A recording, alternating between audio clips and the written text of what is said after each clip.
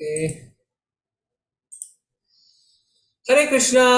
तो हिंदी के level 2 classes में आप सबका पुनः स्वागत है। हम अभी 9वें अध्याय में हैं। इसके पहले सत्र में हमने 9वें अध्याय का पहला जो 13 तो श्लोक हिंदी है के लेवल 2 वो देखा था। आगे आज हम इस अध्याय को कंप्लीट करेंगे।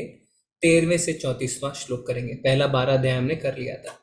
तो आप सबसे निवेदन है कि आप अपनी अपनी भगवत गीता की किताबें अपने पास लेके बैठे, क्योंकि कई तात्पर्य को हम इसमें रेफर करेंगे। ठीक है, जैसे हर बार हम करते हैं। तो शिला प्रभुपाद की जय। तो सबसे पहले हम क्या देखने वाले हैं? मेरी आवाज क्लियर है प्रभु? स्क्रीन दिख रही है आप सबको? नहीं दिख रही है शायद। जी प्रभु, प्रभु जी क्लियर क्लियर है। है प्रभु जी, क्लियर है।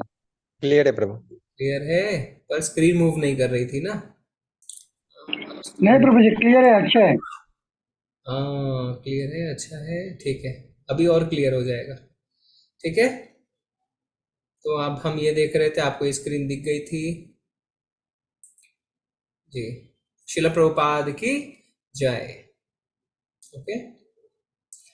तो अभी हम थोड़ी सी समीक्षा कर लेते हैं कि अभी तक हमने इस अध्याय में क्या देखा। तो सबसे पहले हमने देखा भक्ति का अत्यंत गोपनीय ज्ञान होना।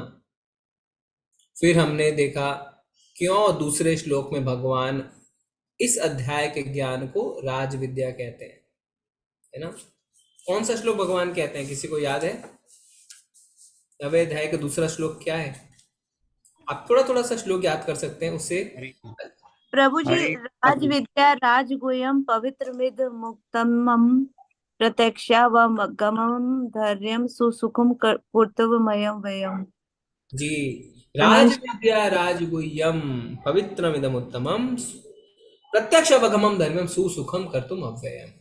तो हमने उसकी पूरी चर्चा करी थी, क्या वो भगवान इस अध्याय में जो ज्ञान दे रहे हैं उसे राज विद्या कह रहे हैं। फिर चौथे से 10वें श्लोक में हमने क्या देखा था कि जो लोग भगवान को नहीं समझ पाते और भगवान का उपहास करते हैं उन्हें भगवान क्या कहते हैं? मूर्ख। और मूर्ख कहते हुए क्या कहते हैं? मोग आशा मोग कर्माना। यानी ऐसे लोगों की जो भी आशाएं होती हैं वो क्या होती हैं? वो सारी धरी की धरी रह जाती हैं। मोग ज्ञाना विचेतसा। 12वें श्लोक में भगवान कहते हैं मोग आशा मोग कर्माणो मोग ज्ञाना विचेतसः राक्षसीम आसुरीम चैव प्रकृतिम मोहिनीम श्रितः। कि हो सकता है इन लोगों ने कुछ अच्छे कार्य कर रखे हो सकता है कुछ सकाम कर्म ही कर रखे हो, पुण्य ही कमा रखे हो, पर अगर ये भगवान का उपहास उड़ाते हैं तो क्या लिखा है? जो लोग इस प्रकार मोहग्रस्त होते हैं वे आसुरी तथा नास्तिक विचारों के प्रति आकृष्ट रहते हैं। इस मोहग्रस्त अवस्था में उनकी मुक्ति की आशा। कई लोग सोचते हैं अरे हमने तो बड़े बड़े अस्पताल बनवा दिए, हमने बड़े बड़े स्कूल कॉलेज खोल दिए, अनाथ आश्रम खोल दिया, हमें तो मुक्ति पक्की है। भगवान कहते हैं मोग आशा मोग कर्माणो। आपकी सारी आशा, आपके सारे सकाम कर्म मतलब वो कर्म जो आप फल की इच्छा से करते हैं, तथा ज्ञान का अनुशीलन सभी निष्फल हो जाएगा। भले ही आपने किया हो, पर अगर आप भगवान का उपहास करते हैं, आप कहते हैं ये भगवान है, देखो अपने कर्मों का भोग भोग रहे, सारे 0/0 हो जाएंगे। इसीलिए उन्हें कहा गया मूर्ख। और फिर हमने 11वें श्लोक में क्या देखा था? कृष्ण का उन लोगों का मूल्यांकन जो मानव रूप में अवतरित होने पर उनका उपहास करते हैं, जो हमने अभी देखा। तो इस चैप्टर में अभी तक हमने ये देखा है। आगे क्या देखने वाले हैं? इस पूरे अध्याय को अगर हम तोड़ें तो हमें क्या समझ में आएगा? पहला जो 3 श्लोक है वो हमने देखा कि किस तरीके से भक्ति और भक्तों का संबंध, भक्ति और भक्तों का संबंध, ठीक है। फिर चौथे से 10वां जो श्लोक था भौतिक प्रकृति का कैसे प्राकट्य होता है और कैसे उसका विलय होता है, भगवान ने उसके बारे में बताया। 11वें और 12वें श्लोक में भगवान ने क्या बताया कि जो लोग इम्पर्सनलिस्ट मतलब जो सोचते हैं भगवान निराकार है और जो भगवान का उपहास करते हैं, यानी जो मूढ़ा है, मूर्ख है, उनके बारे में आज जो हम चर्चा करेंगे 13वें श्लोक से। तो महात्मा शब्द का अर्थ क्या होता है, उसकी परिभाषा क्या होती है, वो हम जानेंगे। हमारे एक बहुत ही फेमस पॉलिटिशियन को महात्मा कहते हैं, तो उसके बारे में हम थोड़ी चर्चा करेंगे। किसी को भी हम महात्मा बोल देते हैं, क्या ये कहना सही है? और महात्मा छोड़ के, एक होता है महात्मा, उनको छोड़ के बाकी 3 प्रकार के लोग जो भगवान की शरण में जाते हैं, भगवान ने उनकी भी चर्चा करी है। फिर 20 से 25वें श्लोक में हम क्या देखेंगे कि देवता पूजा कौन कौन करता है ना, भगवान की पूजा छोड़ के जो देवी देवताओं की पूजा करता है, और ऐसी पूजा में क्या कमियां रह जाती हैं, क्यों ये उचित नहीं है, वो हम डिस्कशन करेंगे।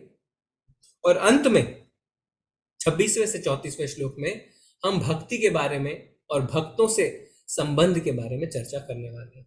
तो आपको बता दें, ये जो अध्याय है ये बहुत ही इंपॉर्टेंट अध्याय है भगवद गीता का। और एक मेयर ने जब प्रभुपाद से पूछा था, एक अध्याय बताइए प्रभुपाद जी जिसका मैं रोज अध्ययन कर सकूं, क्योंकि मेरे पास समय नहीं है, मैं बहुत व्यस्त हूं। तो प्रभुपाद ने कहा था 9वां अध्याय। ठीक है, तो उसको हम आज चर्चा में कर रहे हैं।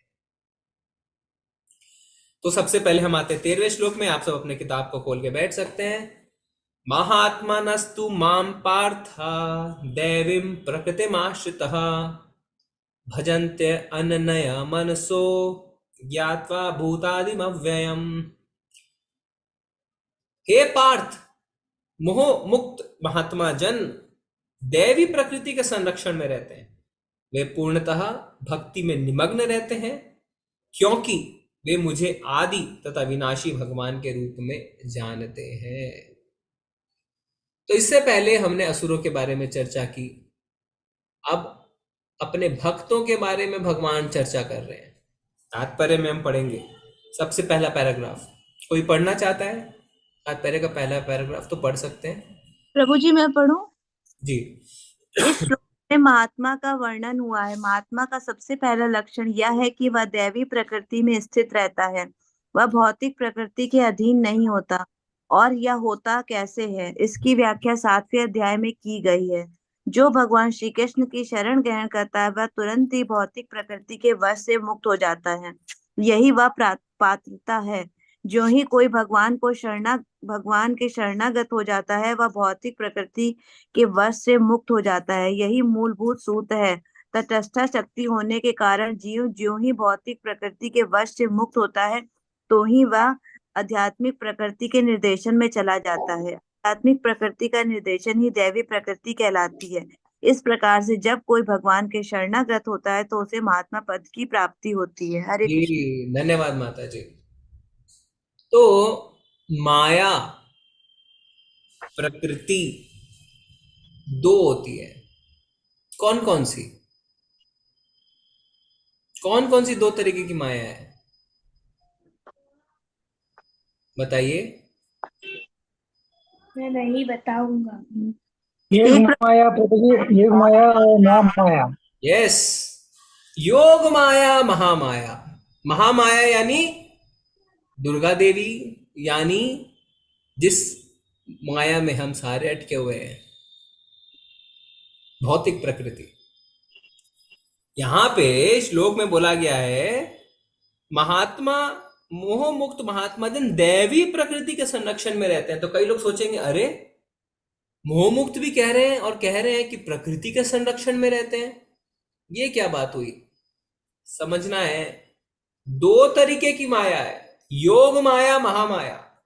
महामाया यानी जिसके अंडर में हम हैं, हाय पैसा, हाय पैसा, हाय इज्जत, हाय है ना, सब कुछ हाय हाय हाय।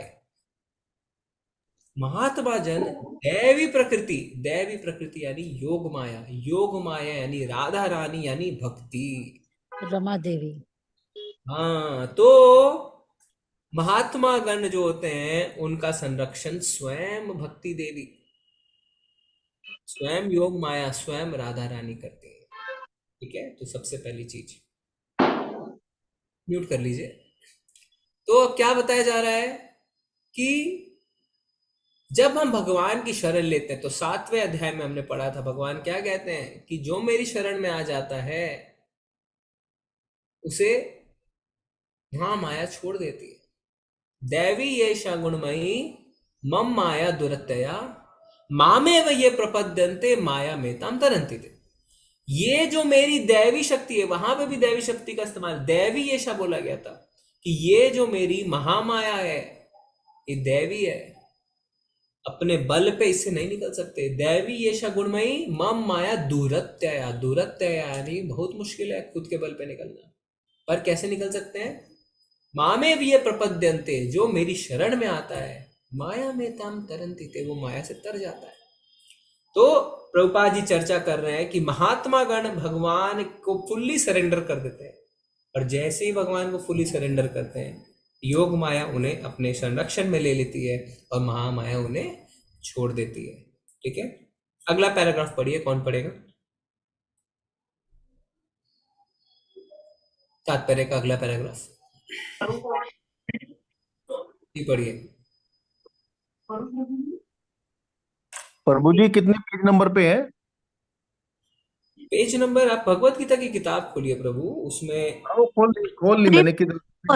344 हम्म, 34 3-4 नवे नवे अध्याय का 13वां प्रभु जी मैं पढ़ूं? पढ़िए पढ़िए। महात्मा अपने कृष्ण को अतिरिक्त अन्य किसी और नहीं ले जाता, क्योंकि वह भली भांति जानता है कि कृष्ण की यदि परम पुरुष समस्त कारणों के कारण है, इसके तनिक भी संदेह नहीं है। ऐसा महात्मा अन्य महात्मा या शुद्ध भक्तों की संगति से प्रगति करता है। शुद्ध भक्तों को कृष्ण के अन्य स्वरूप यश चतुर्भुज महाविष्णु रूप से भी आकृष्ट नहीं होते हैं। वे न तो कृष्ण के अन्य किसी रूप को आकृष्ट होते हैं, न ही वे देवताओं या मनुष्यों के किसी रूप से परवाह करते हैं। वे कृष्ण भवनामूर्त के केवल कृष्ण का ध्यान करते हैं। वे कृष्ण भवनामूर्त से निरंतर भगवान का अविचल सेवा में लगे रहते हैं। जी, तो यहाँ पे बताया गया है कि महात्मा गण जो होते हैं, उनके एक्टिविटीज क्या होती हैं, तो करते क्या है, तो बताया जा रहा है उनका सारा ध्यान भगवान श्री कृष्ण के चरण कमलों में रहता है और वो निरंतर भगवान की अविचल सेवा करते हैं। क्यों हम इसकी डिस्कशन कर रहे हैं? क्योंकि आगे हम एक ग्रुप डिस्कशन करने वाले हैं, ठीक है, उसमें ये चर्चा काम आने वाली है। तो महात्मा करते क्या है? महात्मा क्या करते हैं हमें समझ में आ गया है। क्या करते हैं? भजन्ते अन्न नयो मनसो, जो सेकंड लाइन है, कि वो हमेशा भगवान की भक्ति में निमग्न रहते हैं। ऐसा नहीं है कि महात्मा कोई राजनीतिक उपाधि है, नहीं। महात्मा शब्द जब हम इस्तेमाल करते हैं, हमें समझ में आना चाहिए कि वो वास्तव में भगवत गीता के अनुसार महात्मा है कि नहीं है। भजन्ते अन्न नया मनसो, क्या वो हर समय भक्ति में निमग्न है कि नहीं है? यानी महात्मा कौन है? जो हर समय भगवान का कीर्तन करता है।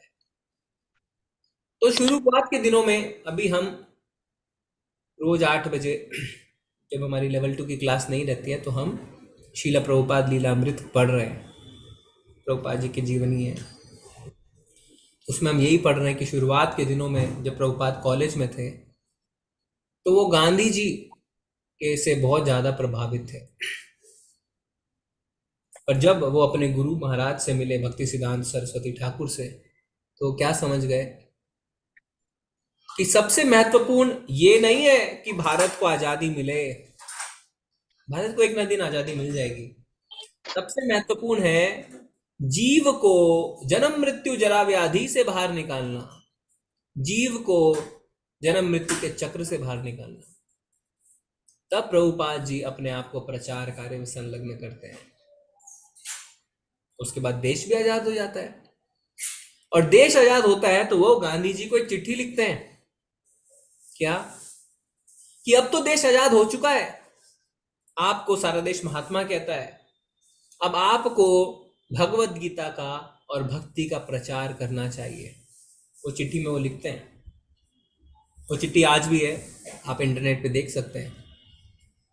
और उसमें प्रभुपाद जी बताते हैं कि भगवत गीता के 9वें अध्याय के 13वें श्लोक में महात्मा शब्द का अर्थ दिया हुआ है, और क्योंकि आपको लोग महात्मा कहते हैं, तो आपका कर्तव्य है कि भगवान के कीर्तन में संलग्न रहे, क्योंकि आपका नाम महात्मा है। महात्मा कौन होता है? जो भगवान का कीर्तन करता है, नाम गुण रूप लीला की चर्चा करता है, वो है महात्मा।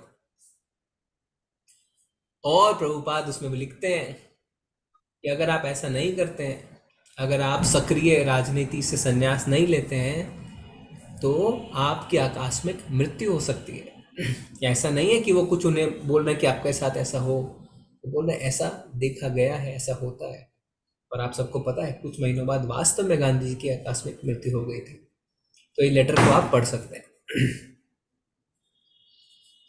महात्मा शील प्रभुपाद, आपको क्या करना है, हम अब कुछ चर्चा करेंगे। क्या चर्चा करेंगे? प्रभुपाद जी के जीवन से कुछ उदाहरण हमें चाहिए और उसकी हम सूची बनाएंगे, जिससे हमें यह पता चले कि उनके गुण और व्यवहार महात्मा का जो परिभाषा 13वें और 14वें श्लोक में है उसको दर्शाता है। तो उसके लिए हम पहले 14वां श्लोक करेंगे। तो 13वां श्लोक हमने देख लिया। 14वां श्लोक क्या है? सततम कीर्तयन्तो माम यतन्तश्च दृढवितः नमस्यन्तश्च माम भक्त्या नित्ययुक्ता उपासते। ये महात्मा मेरी महिमा का नित्य कीर्तन करते हुए, दृढ़ संकल्प के साथ प्रयास करते हुए, मुझे नमस्कार करते हुए भक्ति भाव से निरंतर मेरी पूजा करते हैं। तो भगवान बता रहे हैं ये जो महात्मा है ये कौन है? सततम कीर्तयन्तो माम, नित्य कीर्तन, हमेशा मेरा कीर्तन करते हैं, मेरे नाम का जप करते हैं और दृढ़ संकल्प के साथ करते हैं। ऐसा नहीं किसी ने अगर उन्हें कुछ कह दिया तो रुक गए बैठ गए, नहीं। ठंडी है तो कंबल उड़ के सो रहे, नहीं। मुझे नमस्कार करते हैं और भक्ति भाव में निरंतर लगे रहते हैं। तो कई बार लोग कहते हैं अरे आप लोग तो 16 माला 16 माला 16 माला करते हैं, कहाँ लिखा हुआ है भगवत गीता में? तो आप उन्हें ये 9वें अध्याय का 14वां श्लोक उठा के बता सकते हैं। भगवत गीता में लिखा हुआ है सततम कीर्तयन्तो माम, हमेशा भगवान के नाम का जप करना। आप कर सकते हैं तो करिए। ये तो आचार्य की कृपा है कि उन्होंने कहा है 16 माला 2 घंटे बस, नहीं तो भगवान तो कह रहे हैं सततम कीर्तयन्तो माम, हर समय मेरा नाम का जप करो। तो अभी हम क्या करेंगे? अभी हम थोड़ा सा इंडिविजुअल डिस्कशन करेंगे। तो ये जो हमें 2 श्लोक मिले हैं, ठीक है, इसमें कुछ पॉइंट्स हैं। इन पॉइंट्स को आप क्या कर सकते हैं, एक एक करके, बीच में हम इंटरप्ट नहीं करेंगे एक दूसरे को। हैंड रेस करिए आप, ठीक है? हैंड रेस करके आप बता सकते हैं कि ये क्वालिटीज में प्रभुपाद जी का कुछ उदाहरण दे सकते हैं। तो क्या क्या क्वालिटीज हैं? दैवीम प्रकृति आश्रिता, यानी किस तरीके से महात्मा जो है वो दैवी प्रकृति के संरक्षण में रहते हैं, ठीक है? तो आप उदाहरण दे सकते हैं जिससे आपको पता चलता है कि हाँ प्रभुपाद जी दैवी प्रकृति के आश्रय में थे। दूसरा, भजन्ते अनन्या मनसो, यानी जो हमेशा निरंतर भगवान का भजन करता है। भूतादिम अव्ययम सततम कीर्तयन्तो माम यतन्तस्य दृढ़ता, दृढ़ता पूर्वक और नित्य युक्ता उपासते, हमेशा भगवान का निरंतर उनकी उपासना करते हैं। तो ये सारी क्वालिटीज एक महात्मा की है, ठीक है? अब आपको क्या करना है? अब आपको प्रभुपाद जी के जीवन से कुछ उदाहरण देना है और बताना है ये क्वालिटीज बिल्कुल सही है, ठीक है? तो एक एक करके आप हैंड रेस कर सकते हैं, हम आपको अनम्यूट करेंगे। कुछ उदाहरण देके आप बता सकते हैं।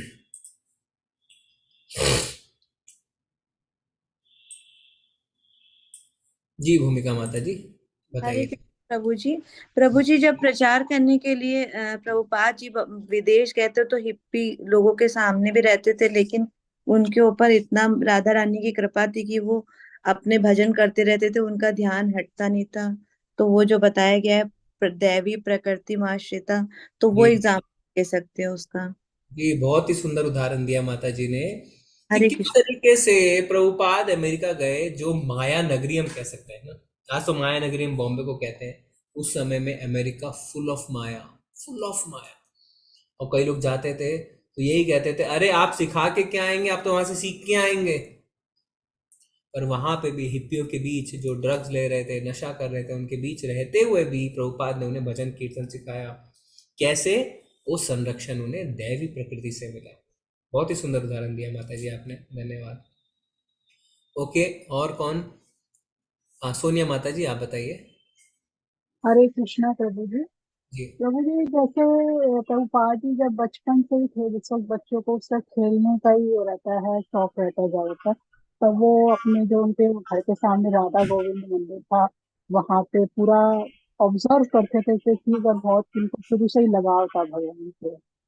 और एक और जैसे कि जब वो अपने कॉलेज में थे, जब मतलब स्कूल कॉलेज में थे, तो वो हमेशा ये देखते थे, जैसे फेयर देखते थे कि वृंदावन का क्या फेयर है, मतलब उनका इंटरेस्ट तीर्थ यात्रा में था। जी, तो इसको हम तो सततम कीर्तयंतो में डाल सकते हैं ना, कि हाँ सततम जी, हाँ जी, हमेशा बचपन से ही भगवान हाँ जी, के नाम गुण रूप लीला में, भगवान में उनकी उनकी इच्छा थी, और जो रुचि थी। हाँ रुचि थी। और जो आ हाँ रहे हैं अभी दूसरे 8 PM क्लास में, हम पढ़ रहे हैं इस बात को, बिल्कुल सही कहा माता जी हाँ ने, जी, कि हाँ जी, उनके घर के सामने ही राधा गोविंद जी का मंदिर था, वो उसमें जाते थे। कॉलेज में जब थे, तो स्कूल में जब थे, उनके पिता से उन्होंने कहा मुझे एक अलग विग्रह चाहिए, उनकी पूजा वो अपनी बहन के साथ करते थे। और टाइम टेबल देखा करते थे रेलवे का, कि क्या भाड़ा है, कितने समय में मैं पूरी पहुंच सकता हूँ, कब मैं वृंदावन जा सकता हूँ। और जब कॉलेज में पहली बार फोर्थ फोर्थ ईयर का जब उन्होंने परीक्षा दी, तो पहली बार जब घूमने निकले अकेले, तो वो पूरी गए। तो इन सब चीज और हमें पता चलता है। प्रभु जी जैसे जब बच्चे खिलौने मांगते हैं, उन्होंने अपने पिताजी से रथ मांगा, रथ जी यात्रा के लिए जी जैसे। जी जी हाँ जी, जी। बिल्कुल। तो ये सारे लक्षण जो है महात्मा के लक्षण है। धन्यवाद माता जी। नीता माता जी, आप कुछ बताएंगे और उदाहरण देंगे? हरे कृष्णा प्रभु जी। मैं ये बताऊंगी, ये या तो यतंश्च दृढ़वता कि वो केवल 2 घंटा सोते थे और उन्होंने गीता और भागवतम का अनुवाद लिखा पूरे दृढ़ संकल्प के साथ, जी, पूरे मन के साथ। दृढ़ता उनकी इतनी ज्यादा, बहुत ज्यादा ऑब्स्टिकल्स फेस किए उन्होंने। अभी जो किताब हम पढ़ रहे हैं लीलामृत, उसको आगे जब हम पढ़ेंगे और हम देखेंगे, अमेरिका जाने से ठीक पहले के जो उनके वर्ष थे, इतने ऑब्स्टेकल्स, इतने ऑब्स्टेकल्स। कपड़े नहीं थे, दिन में एक बार खाते थे 12 बजे, और शाम को सिर्फ एक कप दूध पीते थे। एक किसी से मिलने जाना है, उसके लिए नई धोती चाहिए, उसके लिए भी वो प्रेसिडेंट को चिट्ठी लिखते थे कि क्या मैं एक नई धोती ले सकता हूँ। बहुत कष्ट। कभी इधर रह रहे हैं, कभी उधर रह रहे हैं, कभी किसी भक्त के घर में एक हफ्ते, दूसरे भक्त के घर में एक हफ्ते। आप पढ़ेंगे तो जानेंगे कितना कष्ट उन्होंने लिया है। क्यों लिया, क्या लाभ था उनको उस उम्र में वो कष्ट लेके? हमारे लिए, हमारे लिए लिया है ना। उनको क्या लाभ है? उनको पर्सनली कोई लाभ नहीं था। आप सोचिए, एक बुजुर्ग व्यक्ति ये सब क्यों कर रहा है? आप सोच के देखिए, उसको क्या है, वो आराम से बैठ सकता है वृंदावन में ना। ऑलरेडी उनको भक्ति वेदांत की उपाधि मिल चुकी थी, रह सकते थे वहां पे आराम से, और उनको ऑलरेडी लोग जानते थे कि ये बड़े स्कॉलरली है, सब कुछ अच्छा है। क्यों किया उन्होंने? हमारे लिए, और दृढ़ संकल्प के साथ। जी, बहुत ही अच्छा उदाहरण दिया माता जी आपने। अगला कोई बताना चाहता है और उदाहरण के साथ? अनुराग प्रभु, आप बताएंगे? हरे कृष्णा प्रभु जी। यहाँ पर जैसे महात्मा के बारे में बताया गया है, भजन ते अनन्य मनुष्य। तो अनन्य मनुष्य का अर्थ हो गया कि अनन्य, यानी अन्य किसी और का वह भजन नहीं करता है। तो प्रभुपाद जी अपने जीवन में कृष्ण के अलावा किसी और को जो है स्मरण नहीं करते थे, किसी और का जो है उन्होंने पूजा नहीं किया। उन्होंने अगर प्रचार प्रसार किया तो केवल भगवान का ही किया है। तो हम कह सकते हैं कि वह अनन्य मनुष्य, यानी केवल अनन्य रूप से भगवान की ही भक्ति करते थे। और भूतादिम अव्ययम, यानी जो अविनाशी भगवान को जानता हो। तो प्रभुपाद जी ऐसे हैं कि जो अविनाशी भगवान के बारे में सभी को जो है शिक्षा दिए हैं। तो हम कह सकते हैं कि इनके बारे में यह महात्मा है, क्योंकि अविनाशी भगवान को यह पूर्ण रूप से जानते हैं। जैसे कुछ लोग होते हैं निर्विशेष ब्रह्म ज्योति को जानते हैं, या कुछ लोग हैं परमात्मा रूप में भगवान के प्रति आकृष्ट होते हैं। लेकिन महात्मा वह है जो भगवान के श्याम सुंदर रूप के प्रति आकृष्ट हो, न कि अन्य रूपों के प्रति। तो वह जो है प्रभुपाद जी में गुण ये सभी विद्यमान थे। तो हम कहेंगे कि भूत आदिम अव्ययम, इसको यह साकार करते थे। जी, बिल्कुल सही, बहुत ही सुंदर उदाहरण दिया है। हमेशा प्रभुपाद जी ने मायावाद का खंडन किया है। जैसे उनके गुरु सिंह, उन्हें लायन गुरु कहते थे, मायावाद की धज्जियां उड़ा देते थे। जो लोग कहते थे कि भगवान का कोई साकार रूप नहीं है, तो प्रभुपाद जी भी उनके प्रति बिल्कुल कठोर थे। कैसे कह सकते हैं भगवान का साकार रूप है? शुरू से उन्होंने भगवान के साकार रूप को माना, उनकी पूजा करी और उसी का प्रचार किया। तो भूतादिम अव्ययम, भूतादिम अव्ययम के लिए क्या लिखा है? जो मुझे आदि तथा अविनाशी भगवान के रूप में जानता है। इसीलिए जब प्रभुपाद जी को इस संस्था का नाम रखना था तो उन्होंने क्या रखा? कृष्णा कॉन्शियसनेस। कई लोगों ने कहा प्रभुपाद गॉड कॉन्शियसनेस रख देते हैं। बहुत कंफ्यूजन है ऑलरेडी गॉड के नाम पे। कृष्णा कॉन्शियसनेस क्यों? क्योंकि वो भगवान को आदि और अविनाशी भगवान के रूप में जानते थे। वो जानते थे कृष्ण ही भगवान है, कृष्ण ही आदि और कृष्ण ही अविनाशी। बहुत ही सुंदर उदाहरण दिया प्रभु जी। हरे कृष्णा जी। अब जी होता है पूर्ण कृष्ण भावना अमृत में स्थित होना चाहिए महात्मा को, तभी वह जो महात्मा कहला सकता है। और इसका उदाहरण है मनसा वाचा और कर्मणा, तीनों से वह स्थित हो, भगवान को याद करे। तो प्रभुपाद जी ने मनसा वाचा और कर्म, यानी इनके कर्म में जो है कृष्ण भक्ति जो है लक्षित थी, और मन से भी लक्षित थी, और वचन में भी जो है दिखाई देती थी। तो इन्होंने कर्मों से जो है जितने विदेशी हैं उनको भी यह मार्ग प्रशस्त किया। तो हम कह सकते हैं कि यह पूर्ण रूप से कृष्ण भावनामृत की केवल स्थिति है, जो कि एक महात्मा के पास ही हो सकती है। तो यह जो है महात्मा थे। और अगर जो पूर्ण रूप से कृष्ण भावना में स्थित है तो उसे हम कहेंगे सततम कीर्तयन्तु, यानी सदा वह स्मरण करते हैं भगवान का। जी जी जी जी जी जी, धन्यवाद प्रभु। और आप सबसे मेरा निवेदन है कि जो डेली 8 PM हिंदी क्लास में नहीं आ रहे वो आए, क्योंकि ये किताब जो है प्रभुपाद लीला अमृत वो हम पढ़ेंगे तो हम वास्तव में जानेंगे प्रभुपाद जी के बारे में। और हरे कृष्ण प्रभु जी, जी यहाँ पर कितना। यह तंतच दृढ़ व्रता कहा गया है। तो वह यानी प्रयत्न पूर्वक जो है दृढ़ व्रत होकर के, यानी अविचलित हुए भगवान की भक्ति में लगा रहे, ऐसा ही व्यक्ति महात्मा कहलाता है। और भगवान की भक्ति के लिए जितने हमारे आचार्यों ने मार्ग प्रशस्त किए हैं, जिसे बोला जाता है सतो वृत्ति, यानी आचार्यों के द्वारा प्रशस्त किया गया मार्ग है। जैसे अगर प्रत्येक एकादशी को उपवास करना है, और भगवान के आविर्भाव दिवस यानी जन्माष्टमी पर उपवास करना, और इस तरह के जो भी विधान बताए गए, यानी जो भी तत् तत् कर्म प्रवर्तनात् जो भगवान के लिए उपयुक्त हो भक्ति में, वह सारा कुछ जो है प्रभुपाद जी ने सभी को दिखाया मार्ग। तो हम कह सकते हैं वह दृढ़ व्रत थे, और चाहते थे कि सभी लोग दृढ़ व्रत रहें। तो यह महात्मा का लक्षण यह इनके अंदर पूर्ण रूप से विद्यमान था। जी जी प्रभु जी, और कोई पॉइंट है आपका? आ, नहीं प्रभु जी, लगभग तो सभी हो चुके हैं। और बिना फल की प्राप्ति, बिना बिना फल की इच्छा के जो है करते रहना। तो प्रभुपाद जी ने हमेशा जो भी प्रचार प्रसार किए हैं, उन्होंने अपने लिए कभी भी कोई फल की इच्छा नहीं किया। वह बस यही चाहते थे कि अगर जो है जितने भी जीव हैं सबको भगवान का सानिध्य प्राप्त हो सके, केवल यही एकमात्र उद्देश्य था। तो जी यह महात्मा की ही लिखना है। हरे कृष्ण। जी प्रभु जी जी हरे कृष्णा प्रभु। बहुत। हाँ प्रभु जी। एक्चुअली मैं भी कुछ बताना चाहूंगा। हम्म, प्रभुपाद जी ने जो ये किया हम सब के लिए, वो इसलिए किया कि जो उनको पहले ही पता था कि कलयुग में पाप ज्यादा बढ़ जाएगा, और वो चाहते थे कि कलयुग में ज्यादा से ज्यादा भगत बने, और दुनिया दुनिया ऐसी ही बनी रहे, और भगवान की सेवा लगे लगे लगे रहें, और जो अपना कलयुग है उसका किसी पे प्रकोप ज्यादा ना बढ़े। इसलिए उन्होंने हरे कृष्णा का मंत्र कहा, क्योंकि सिंपल मंत्र है, कोई भी इसको कर सकता है, किसी टाइम भी कर सकता है, ऑफिस में बैठ के भी मन मन में कर सकता है, कोई दिक्कत नहीं प्रभु जी। जी जी जी जी जी जी जी। तो इसलिए क्योंकि उनके जो हमारा कलयुग है उससे बचाने के लिए किया है सब। जी इसलिए उनके लिए शास्त्र में क्या कहा गया है? मोरा सेनापति। चैतन्य महाप्रभु ने कहा था मोरा सेनापति, है ना, मेरा सेनापति जो आएगा और पूरे विश्व में हरिनाम संकीर्तन जो चैतन्य महाप्रभु का मिशन है उसको फैलाएगा। जी ठीक है। सुधा माता जी से हम बिल्कुल लास्ट प्रभु सुनेंगे, फिर उसके बाद हम आगे बढ़ेंगे। सुधा माता जी, हरे कृष्ण। माता जी आप कुछ बताना चाहते हैं, उदाहरण देना चाहते हैं?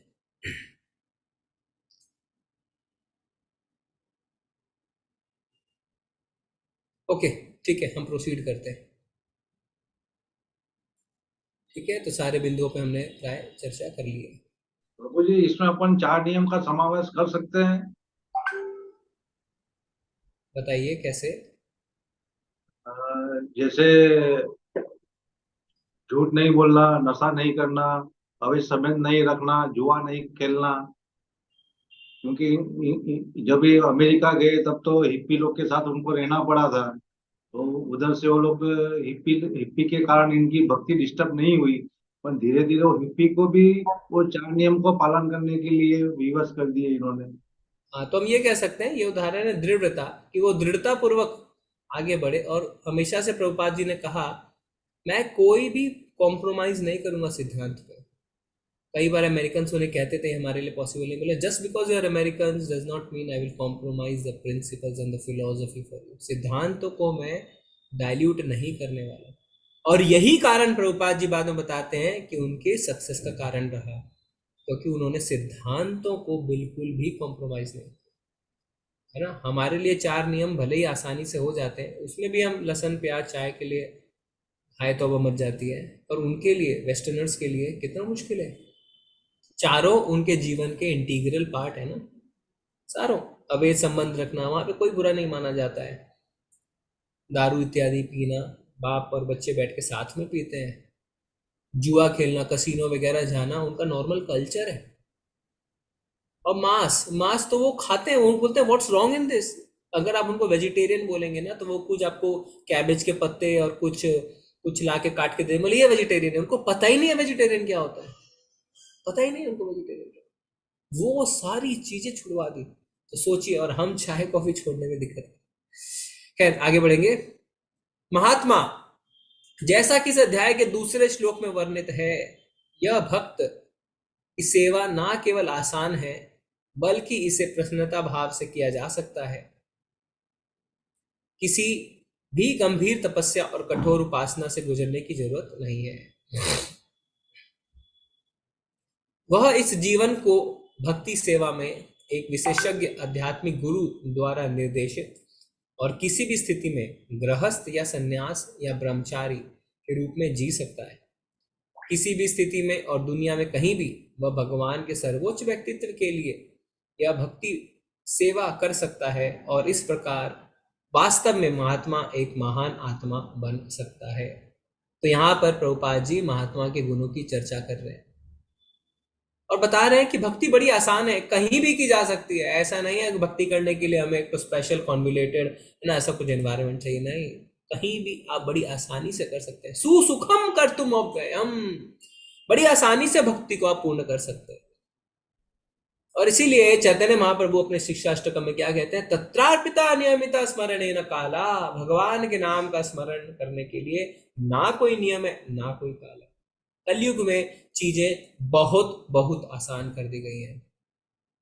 इसीलिए क्या कहा गया है कि जो कलयुग में महात्मा है, जो बुद्धिमान है, वो क्या करेंगे, हरि नाम का जप करेंगे। हरेर नाम हरेर नाम एव केवलम। और बुद्धिमान सिर्फ भगवान के नाम का जप करेंगे। इसलिए उन्हें श्रीमद् भागवत में कहा गया सुमेधसा। सुमेधसा मतलब बुद्धिमान व्यक्ति। और हम देख भी रहे हैं वास्तव में इस्कॉन से जो लोग जुड़े हैं वो रूढ़िवादी लोग नहीं है, पढ़े लिखे इंटेलिजेंट अच्छे घरों के लोग हैं। क्यों? क्योंकि ऑलरेडी शास्त्र में कहा है बुद्धिमान व्यक्ति हरिनाम संकीर्तन से जुड़ेंगे और हरिनाम संकीर्तन को करेंगे। ठीक है, अब क्या है, तो हमने समझ लिया महात्मा के बारे में। अब भगवान अन्य लोगों के बारे में बताते हैं। 14वें श्लोक 15वें श्लोक में आइए। 15वें श्लोक में क्या लिखा है, अन्य लोग। ठीक है, तो एक है महात्मा, रेस्ट आर अदर्स।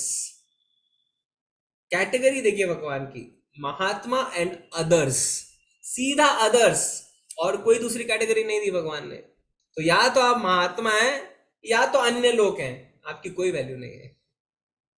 तो महात्मा एक तरफ, बाकी लोग एक तरफ। अन्य लोग जो ज्ञान के अनुशीलन द्वारा यज्ञ में लगे रहते हैं, वे भगवान की पूजा उनके अद्वय रूप में, विविध रूप में तथा विश्व रूप में करते हैं। तो ये बहुत इंपॉर्टेंट है हमारे लिए समझना। तो महात्मा के अलग से लक्षण बताए भगवान ने, है ना। महात्मा ये करते हैं, महात्मा ये करते हैं, महात्मा ये करते हैं। अब अन्य, अदर्स एक्सेट्रा, अदर्स जो है ना, उनके विषय में बताया जा रहा है।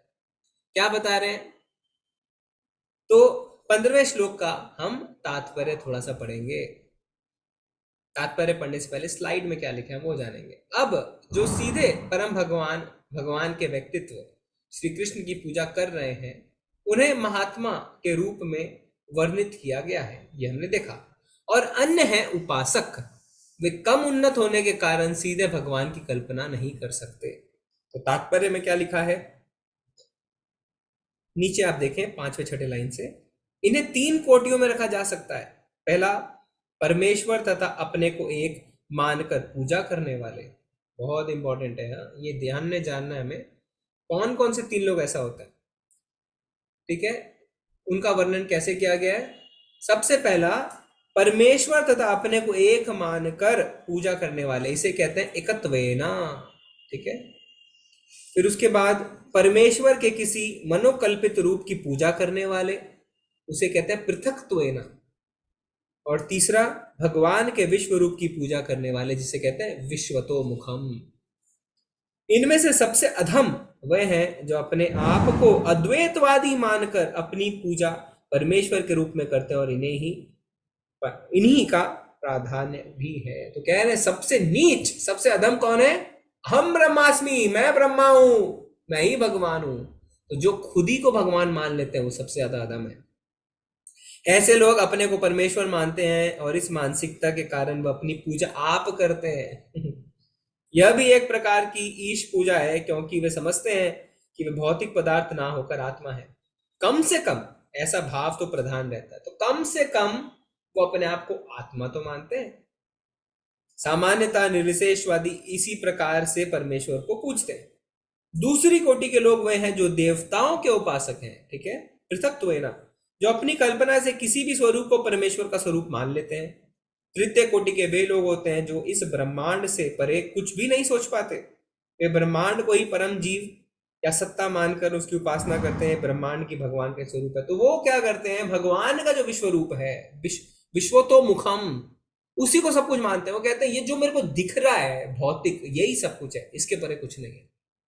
तो अन्य लोग कौन कौन से 3 कैटेगरी के होते हैं। सबसे पहले एकत्वेना, जो मानते हैं परमात्मा और जीवात्मा एक है।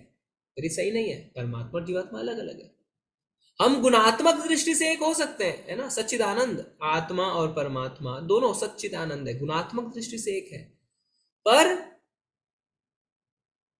माप में यानी क्वांटिटी में अलग है।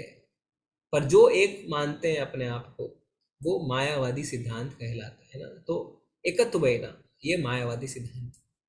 फिर विश्वतो मुखम, यानी जो प्रकृति को भगवान मानते हैं और भगवान जो 11वें अध्याय में अपना विश्व रूप दिखाते हैं उससे बहुत ज्यादा आकर्षित होते हैं। आप देखें, जब लेवल 1 हम कर रहे थे तो सबसे इंटरेस्टिंग चैप्टर जो हमें लगता है वो लगता है चैप्टर 11। अरे भगवान का विश्व रूप देखने को मिल रहा है, देखो सारे प्लैनेट्स, जो स्पेस है, 2 प्लैनेट्स के बीच में जो अवकाश है वो भी भगवान के शरीर में है। कितना ज्यादा हम उसके प्रति आकर्षित होते हैं। तो हम कौन सी कैटेगरी में रहते हैं, विश्वतो मुखम, जो दिखेगा वही मानेंगे, पर भक्त नॉट इंटरेस्टेड, उसे भगवान का विश्व रूप बिल्कुल पसंद नहीं है। तो अर्जुन भी जब 11वें अध्याय में भगवान उन्हें अपना विश्व रूप दिखाते हैं तो क्या कहते हैं कि हे भगवान, आप कृपया करके वापस अपना श्याम सुंदर रूप दिखाइए। क्यों, भक्त को भगवान का विश्व रूप पसंद नहीं है, और श्याम सुंदर रूप देखना बहुत कठिन भी है। इसलिए भगवान कहते हैं ये जो मेरा रूप तुम देख रहे हो ये बहुत दुर्लभ है, और देवी देवता भी इसकी ताक में रहते हैं। और अंत में क्या, पृथक्त्वेना, यानी किसी को भी भगवान मान लेते हैं, देवी देवता की शरण में जाते हैं भौतिक लाभ के लिए, और क्या कहते हैं, आप ही सब कुछ है, आप ही भगवान है, कृपया मेरी ये इच्छा पूरी कर दीजिए। उनका एक ही मकसद है, एक ही क्या उनका ऑब्जेक्टिव, मेरे दुखों से मुझे छुटकारा दिलाना। फिर वो किसी को भी भगवान मानने को तैयार है, और वो जो कहेंगे वो करेंगे भी, है ना। बीच में कोई बाबा आए थे, क्या कहते, दुखों से छुटकारा चाहिए, समोसे खा लो, लोग समोसे खा रहे हैं, जलेबी खा लो, लोग जलेबी खा रहे हैं, ये कर लो वो कर लो, सारी चीजें कर रहे हैं। क्यों, दुखों से छुटकारा पाना ही उनका मकसद है, बस, और कुछ नहीं। तो ऐसे लोग हैं पृथक्त्वेना, ठीक है।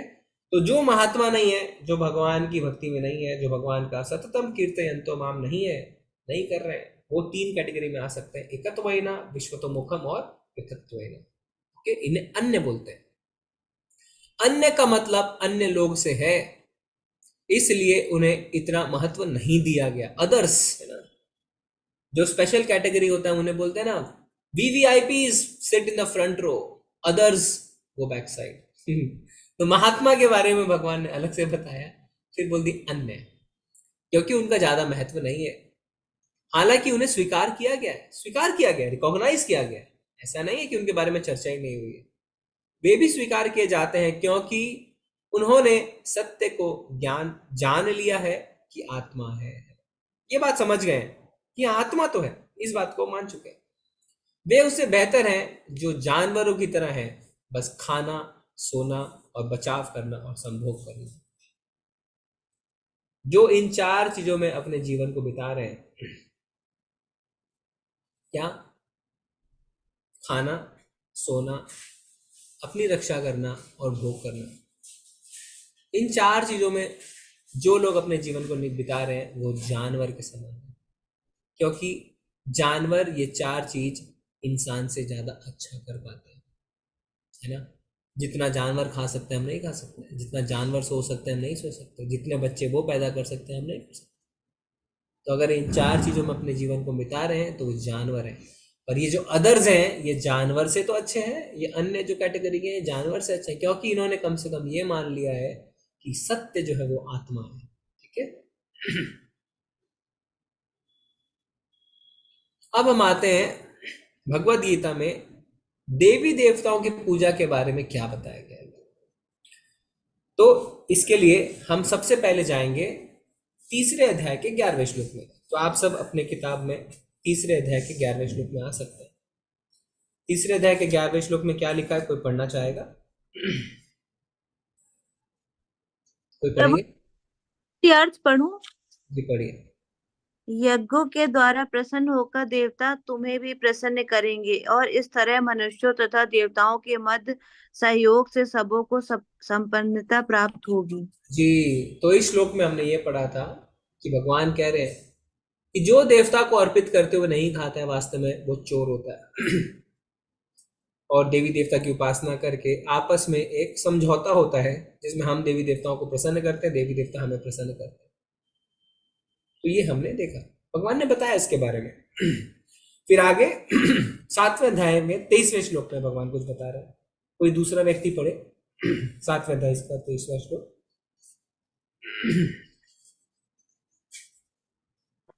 पढ़ेंगे कोई? जी सुधा गांधी माता जी आप पढ़िए।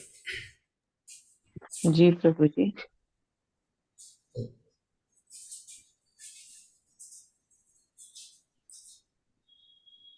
हरे कृष्णा प्रभु जी, पढ़ूं मैं? हरे कृष्णा प्रभु जी। पढ़िए माता जी। अल्प बुद्धि वाले व्यक्ति देवताओं की पूजा करते हैं और उन्हें प्राप्त होने वाले फल सीमित तथा क्षणिक होते हैं। देवताओं की पूजा करने वाले देवलोक को जाते हैं, किंतु मेरे भक्त अनंतर मेरे परम धाम को प्राप्त होते हैं। ये अंतवतु फलम तेषाम। तो पहले तो भगवान ने बता दिया कि देखो देवी देवताओं को खुश रखो, वो तुम्हें खुश रखेंगे, ये चीजें चलती रहेंगी। और बाद में भगवान क्या बताते हैं, अल्प बुद्धि हो तुम। क्यों? क्योंकि देवी देवताओं के पूजा से प्राप्त फल के 2 कैरेक्टरिस्टिक है। क्या? सीमित और क्षणिक। सीमित यानी लिमिटेड, क्षणिक यानी टेम्पररी। आप चाहते थे भगवान मुझे 5 करोड़ रुपए मिल जाए जीवन भर, भगवान नहीं देवी देवता के पास गए, आपको मिले 1 करोड़ रुपए और 2 साल बाद वो चोरी भी हो गए। तो सीमित मिला, चाहते थे 5 करोड़ मिला 1 करोड़, और क्षणिक चाहते थे जीवन भर के लिए मिला 2 साल के लिए।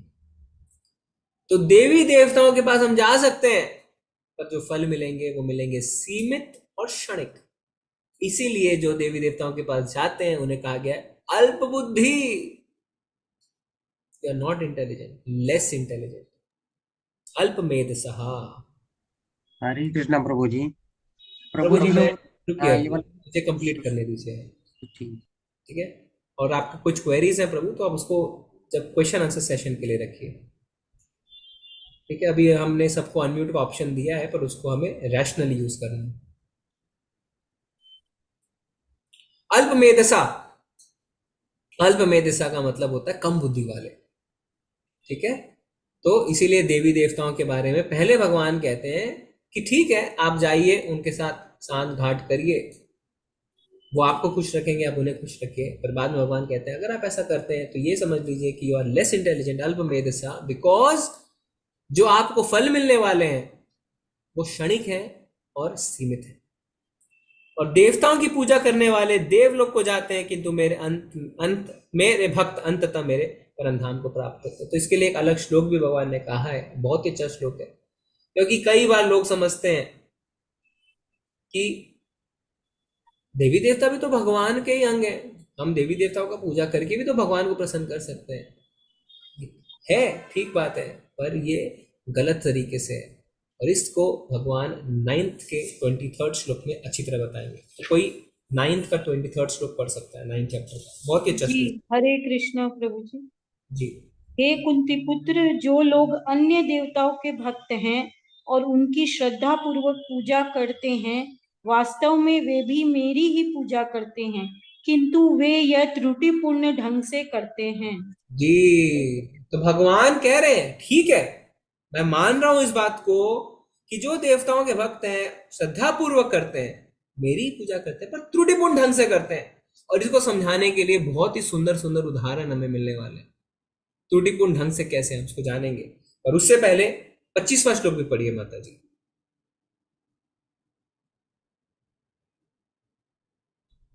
25वां श्लोक। जी हरे कृष्णा प्रभु।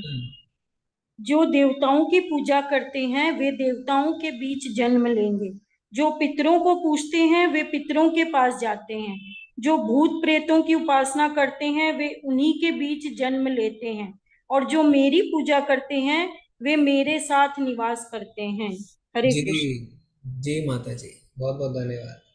तो सारा डाउट हमारा क्लियर हो जाना चाहिए। यान्ति देवव्रता देवान पितृन यान्ति पितृव्रता भूतानि यान्ति भूतेज यान्ति मध्याजिनो अपि माम। तो ऐसा नहीं है कि दिल्ली की टिकट कटा के आप बॉम्बे पहुंचेंगे, कलकत्ता की टिकट कटा के आप बॉम्बे पहुंचेंगे, मद्रास की टिकट कटा के आप बॉम्बे पहुंचेंगे, नहीं, भगवान ने बता दिया है। कई लोग कहते हैं इस्कॉन वाले तो कृष्ण कृष्ण कृष्ण कृष्ण करते रहते हैं। अरे हम नहीं कह रहे हैं, भगवान खुद कह रहे हैं। आप खुद देख लीजिए 9.25 और सबको दिखाइए। भगवान कह रहे हैं जो देवताओं की पूजा करते हैं वे देवताओं की भी जन्म लेंगे। और कितना क्लियर बताएंगे, अगर आप देवी देवताओं के पीछे पड़े हैं तो उन्हीं के पास जाएंगे ना। अगर आप दिल्ली की टिकट कटवाएंगे तो आप दिल्ली पहुंचेंगे, बॉम्बे कहां से पहुंचेंगे। जो पितरों को पूछते हैं वो पितरों के पास जाते हैं, जो भूत प्रेतों की उपासना करते हैं वो उनके भी जन्म लेते हैं, और जो मेरी पूजा करते हैं वो मेरे पास आते हैं। तो ऐसा नहीं है कि देवी देवताओं की पूजा करके आप कृष्ण जी के पास चले जाएंगे, नॉट पॉसिबल। भगवान ने क्लियर कट कहा दिया, यान्ति देवव्रता देवान पितृ यान्ति पितृव्रता भूतानि यान्ति भूतेज मध्याजिनो अपि माम। तो जहां हमारी श्रद्धा है भगवान उस श्रद्धा को दृढ़ करते हैं और फिर हम वहीं जाते हैं। तो देवी देवता कहाँ है? स्वर्ग लोक में। स्वर्ग लोक में जाने के बाद क्या होगा? क्षीणे पुण्य मृत्युलोकम विसंति। जैसे आपके पुण्य खत्म हो जाएंगे आप वापस मृत्युलोक में आ जाएंगे। स्वर्ग लोक मतलब बैंक अकाउंट में जितने पैसे हैं रोज आपको खर्च करने पड़ रहे हैं।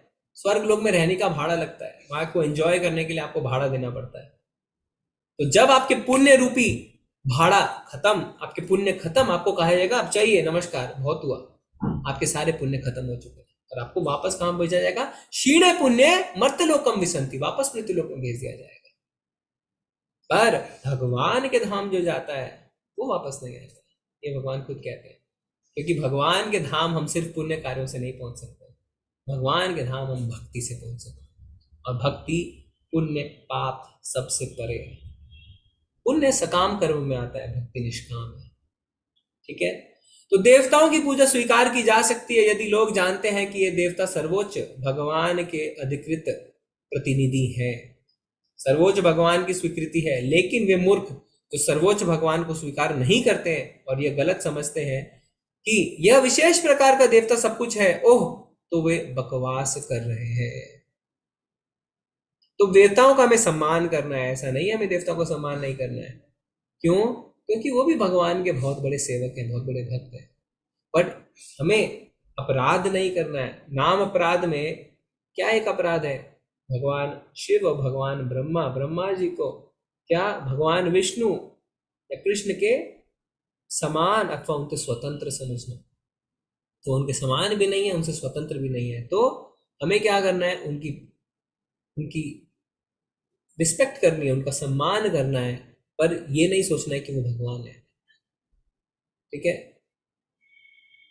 क्योंकि भगवत गीता में क्या लिखा हुआ है कि जो वैष्णव है, जो ब्राह्मण है, जो शुद्ध सत्व को प्राप्त हो चुका है, वो तो ब्राह्मण, गाय, कुत्ता, चंडाल सबको समान देखता है, सबको समान दृष्टि से देखता है कि ये भगवान के अंश है। तो देवताओं को कैसे जो है सम्मान की दृष्टि से नहीं देखे? भगवान वो देवताओं को भी सम्मान की दृष्टि से देखता है, पर वो भगवान देवताओं का आदर इसलिए नहीं करता कि वो भगवान है, वो देवताओं का आदर इसलिए करता है क्योंकि वो भगवान के सेवक है।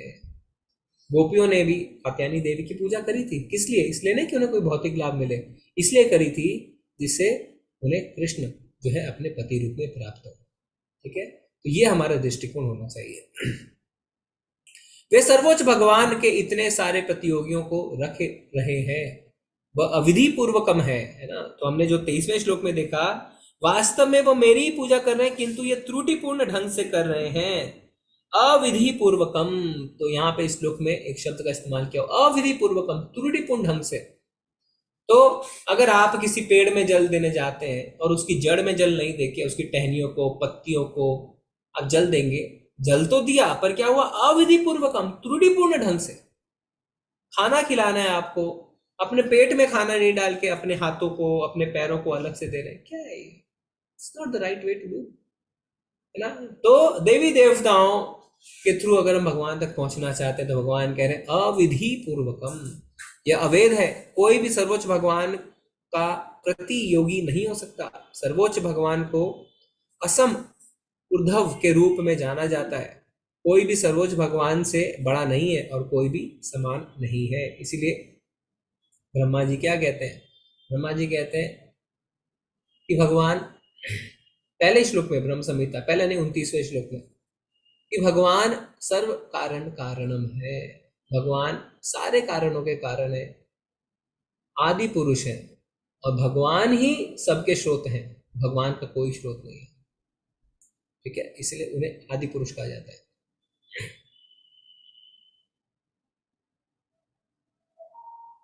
तो अभी हम देखेंगे 9.20 और 9.21 और उसमें कुछ दिए गए उदाहरण। ठीक है? बहुत ही सुंदर सुंदर उदाहरण दिए गए हैं। 9.20 में अगर हम आते हैं तो 9.20 के तात्पर्य को भी हम देखेंगे, पर पहले हम श्लोक पढ़ते हैं। जो वेदों का अध्ययन करते तथा सोमरस का पान करते हैं, वे स्वर्ग प्राप्ति की गवेषणा करते हुए अप्रत्यक्ष रूप से मेरी पूजा करते हैं। वे पाप कर्मों से शुद्ध होकर इंद्र के पवित्र स्वर्गिक धाम में जन्म लेते हैं, जहां वे देवताओं का आनंद भोगते हैं। तो 9.20 में लिखा गया है कि हो सकता है आप पुण्य कार्य कर रहे हो और उन पुण्य कार्यों की बदौलत आप स्वर्ग पहुंच जाएं, और स्वर्ग पहुंचने के बाद आप देवताओं का आनंद भोग सकते हैं। पर आगे क्या होता है? आगे क्या होता है?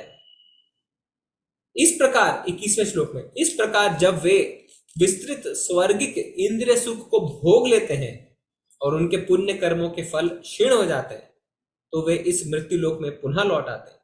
इस प्रकार जो तीनों वेदों के सिद्धांतों में दृढ़ रहकर इंद्रिय सुख की गवेषणा करते हैं, उन्हें जन्म मृत्यु का चक्र ही मिल पाता है।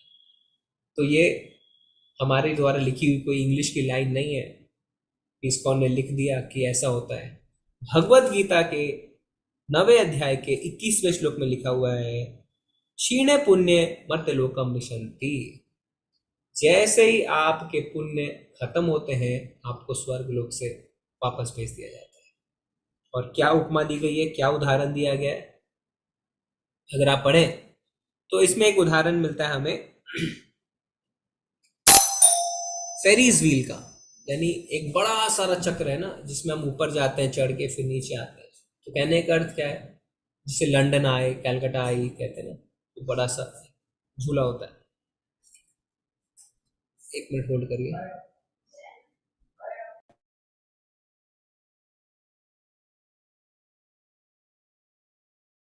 तो उस लंदन आई में या कलकत्ता आई में क्या होता है?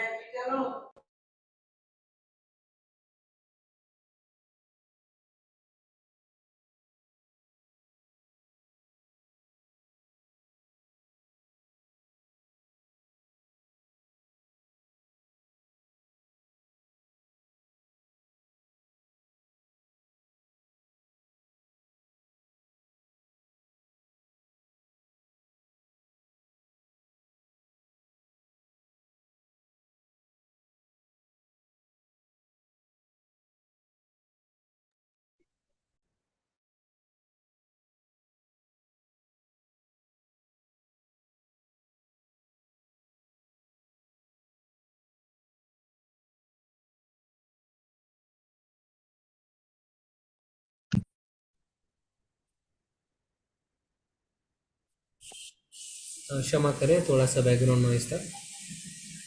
तो उसमें क्या होता है, लोग नीचे बैठते हैं और धीरे धीरे धीरे धीरे ऊपर जाते हैं। जब ऊपर पहुंचते हैं, आहा क्या आनंद, पूरा लंदन शहर दिख रहा है, पूरा शहर दिख रहा है, मैं तो ऊपर आ गया। पर जो ऊपर है वो वापस नीचे भी आता है। क्यों? क्षीणे पुण्य मृतलोकम विसंति। आप ऊपर मृत्यु लोक से स्वर्ग पहुंचे कैसे? अपने पुण्य के बलबूते पर, क्योंकि आप ऐसी जगह पहुंच गए हैं जहां लेने का भाड़ा लगता है। और वो भाड़ा क्या है? आपके पुण्य। हर क्षण जो आप स्वर्ग में बिता रहे हैं, आपके पुण्य नष्ट हो रहे हैं, धीरे धीरे धीरे धीरे धीरे धीरे पुण्य खत्म हो रहे हैं हर क्षण। और जैसे वो पुण्य पूरे खत्म, आपको वहां से निकाल दिया जाता है, जैसे वो भी वापस नीचे आते हैं। ठीक है, क्लियर है? आगे हम पढ़ेंगे 22वां श्लोक। किंतु जो लोग अनन्य भाव से मेरे दिव्य स्वरूप का ध्यान करते हुए निरंतर मेरी पूजा करते हैं, उनकी जो आवश्यकताएं होती हैं उन्हें मैं पूरा करता हूं, और जो कुछ उनके पास है उसकी रक्षा करता हूं। ठीक है, तो भगवान कह रहे हैं पर आपको वास्तव में ऐसा करने की आवश्यकता नहीं है, स्वर्ग लोक जाने की, इत्यादि इत्यादि इत्यादि। आप क्या कर सकते हैं? अब मेरी उपासना करिए। क्या होगा? योग क्षेमम वहामयम। योग क्षेमम वहामयम आप सबको पता है ना, इसकी हमने चर्चा पहले भी कर रखी है। LIC का टैगलाइन है ये कि जो आपके पास है, भगवान कह रहे हैं, उसकी मैं रक्षा करूंगा, और जो आपके पास नहीं वो आपको प्रोवाइड भी करूंगा। 23वें श्लोक में आइए। हे कुंती पुत्र, जो लोग अन्य देवताओं के भक्त हैं और उनकी श्रद्धा पूर्वक पूजा करते हैं, वास्तव में वे मेरी पूजा करते हैं, किंतु त्रुटिपूर्ण ढंग से करते हैं। ठीक है, तो इसकी हमने विस्तार में चर्चा ऑलरेडी कर ली है, और इसके हमने कुछ उदाहरण भी देख लिए कि किस तरीके से लोग पेड़ों में जल डालते हैं पर जड़ में नहीं, पेड़ों में जल डालते हैं पर जड़ में नहीं डाल के इधर उधर डालते हैं। किस तरीके से भूख लगी है शरीर को, अगर आपको खाना प्रदान करना है तो पेट में नहीं डाल के इधर उधर आप डाल रहे हैं, क्या लाभ है? उससे कोई लाभ नहीं है। ठीक है, तो आपको क्या करना है? कोई भी चीजों को उसकी विधि के अनुसार करना है। ओके, हाँ, ये श्लोक भी हमने देख लिया, इस पर चर्चा हो गई है। यान्ति देवव्रता देवान पितृन यान्ति पितृविता भूतानि यान्ति भूतज्ज मध्याजिनो अपि माम्। तो इसमें जैसा हमने कहा, कई लोग कहते हैं कि क्यों आप कह रहे हैं भगवान कृष्ण ही भगवान है, क्या बाकी देवी देवता जो है वो अलग है? कहाँ लिखा है ऐसा? आप लोग बार बार देवी देवताओं के लिए ऐसा कहते हैं, है ना। हमें तो हमारे गुरु ने कहा है, हमने तो टीवी में देखा है कि किसी की भी पूजा प्राप्त करने से मोक्ष प्राप्त हो सकता है। तो इस चीज को शास्त्र सम्मत रूप में भी आप देख सकते हैं। 9.25 बहुत इंपॉर्टेंट श्लोक है, और सारे जो भ्रम है, देवी की पूजा करने वाले तो देवताओं और बीच में जन्म लेगा, जो पितरों की पूजा, सारे जो भ्रम है वो हमारे दूर हो जाते हैं। कि भगवान श्री कृष्ण ने खुद ही भगवत गीता में कहा है कि जो जिस राह पे चलेगा उसको वैसी रिजल्ट मिलेगी। ऐसा नहीं है कि किसी भी राह पे चल के, किसी भी कुछ भी करके आप भगवान को प्राप्त कर सकते हैं ना। जो तो मत तो पथ, ये नहीं है, दिस इज नॉट पॉसिबल। और ये भगवान ने खुद ही बता दिया भगवत गीता में। ठीक है, तो अगर किसी को किसी देवी देवता के प्रति आसक्ति है तो भगवान क्यों उसे अपने साथ रखेंगे?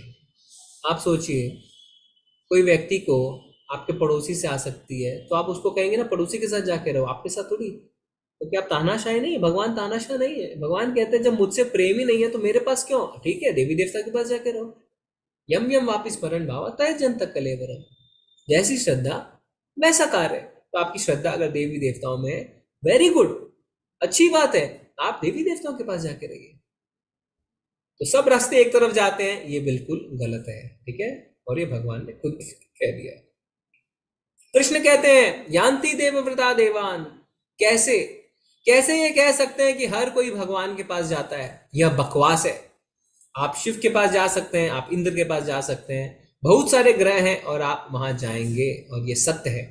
और आप कैसे कहते हैं मैं जो भी टिकट खरीदता हूं इस पर दिल्ली ही जा सकता हूं? शिव जी के भक्त हैं तो गोलोक धाम कैसे जाएंगे? आप सोच के देखिए, नेचुरल सी बात है, तो शिव जी के लोग जाएंगे ना। ये तो जबरदस्ती वाली बात हो गई कि मैं पूजा करूं शिव जी का और पहुंच जाऊं कृष्ण जी के पास। अरे कृष्ण जी के पास पहुंचूंगा, मेरे को उनके प्रति श्रद्धा ही नहीं है, मेरे को तो शिव जी के प्रति श्रद्धा है। तो जिसके प्रति आसक्ति है उसी के पास हम जाएंगे।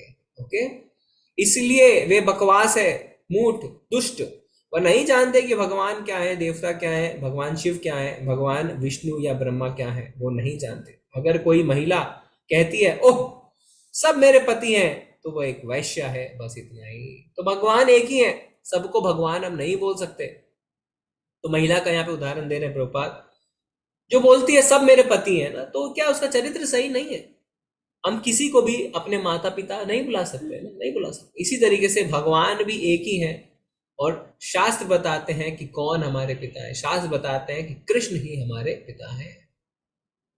तो अब हम क्या करेंगे?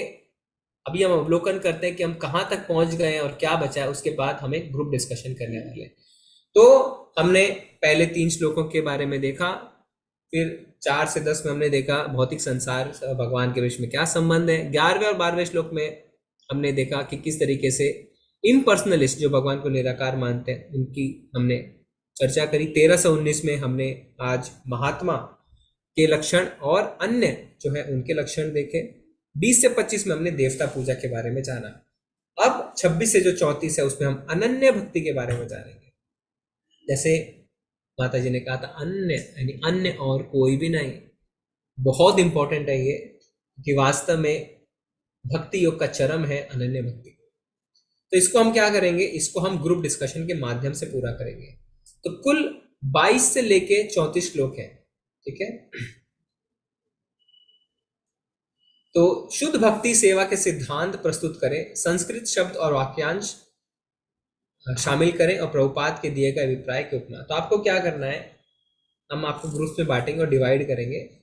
आपको 2-2 श्लोक मिलेंगे। उन श्लोकों को पढ़ें, अनुवाद को पढ़ें, प्रभुपाद के तात्पर्य को पढ़ें। और क्या प्रेजेंट करना है?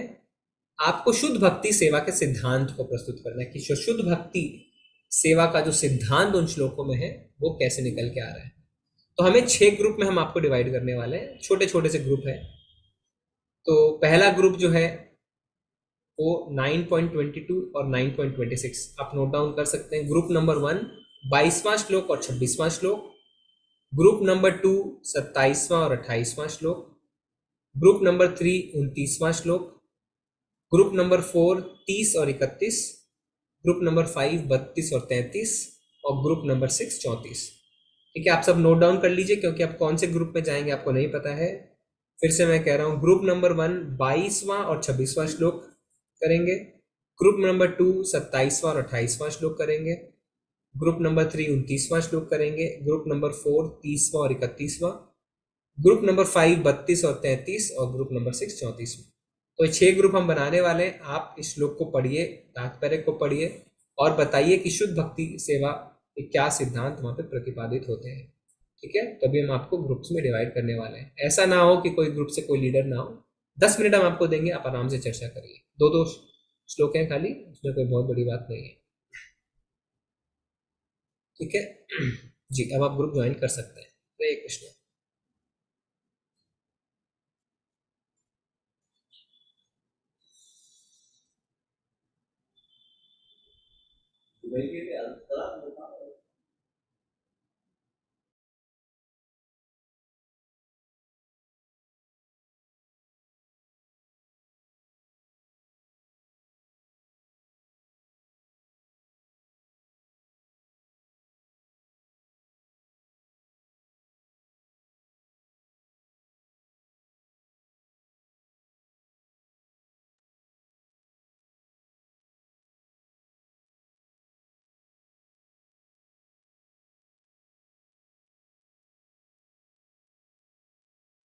प्रभु जी ज्वाइन करने का वापस एक बार दे दीजिए। हरे कृष्णा।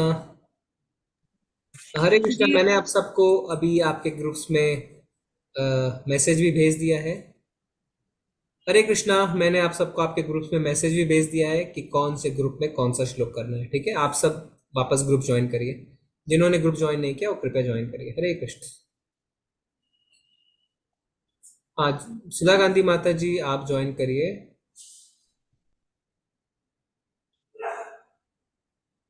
निरंजन प्रभु आप भी ज्वाइन करिए, देखिए स्क्रीन पे ऑप्शन आ रहा होगा। नीता पसारी माता जी आप जी ज्वाइन प्रभु जी करिए। कहाँ से ज्वाइन करें? अब आ नहीं रहा है ऑप्शन ज्वाइन का। स्क्रीन पे आएगा, देखिए ज्वाइनिंग करके। नहीं, और ठीक है, अभी देखिए आ गया होगा। ठीक है।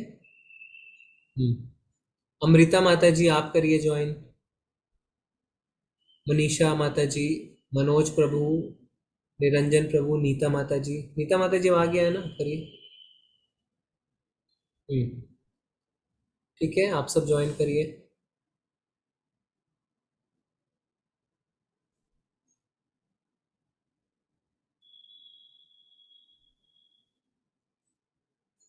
मनोज प्रभु आप ज्वाइन करिए।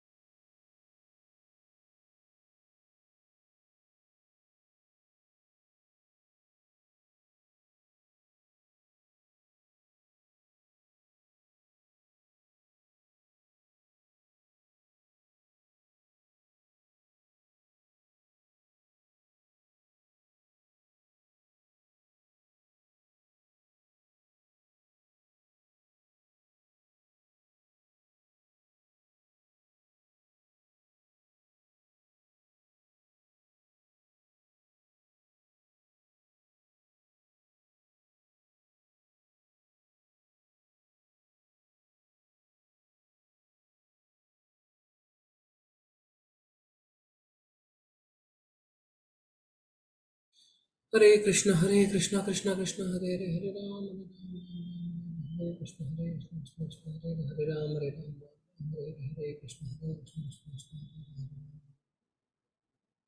कृष्ण हरे कृष्ण कृष्ण कृष्ण हरे हरे राम हरे कृष्ण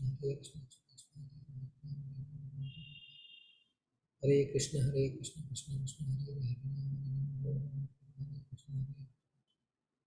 हरे राम हरे राम हरे हरे कृष्ण कृष्ण कृष्ण हरे कृष्ण कृष्ण हरे हरे राम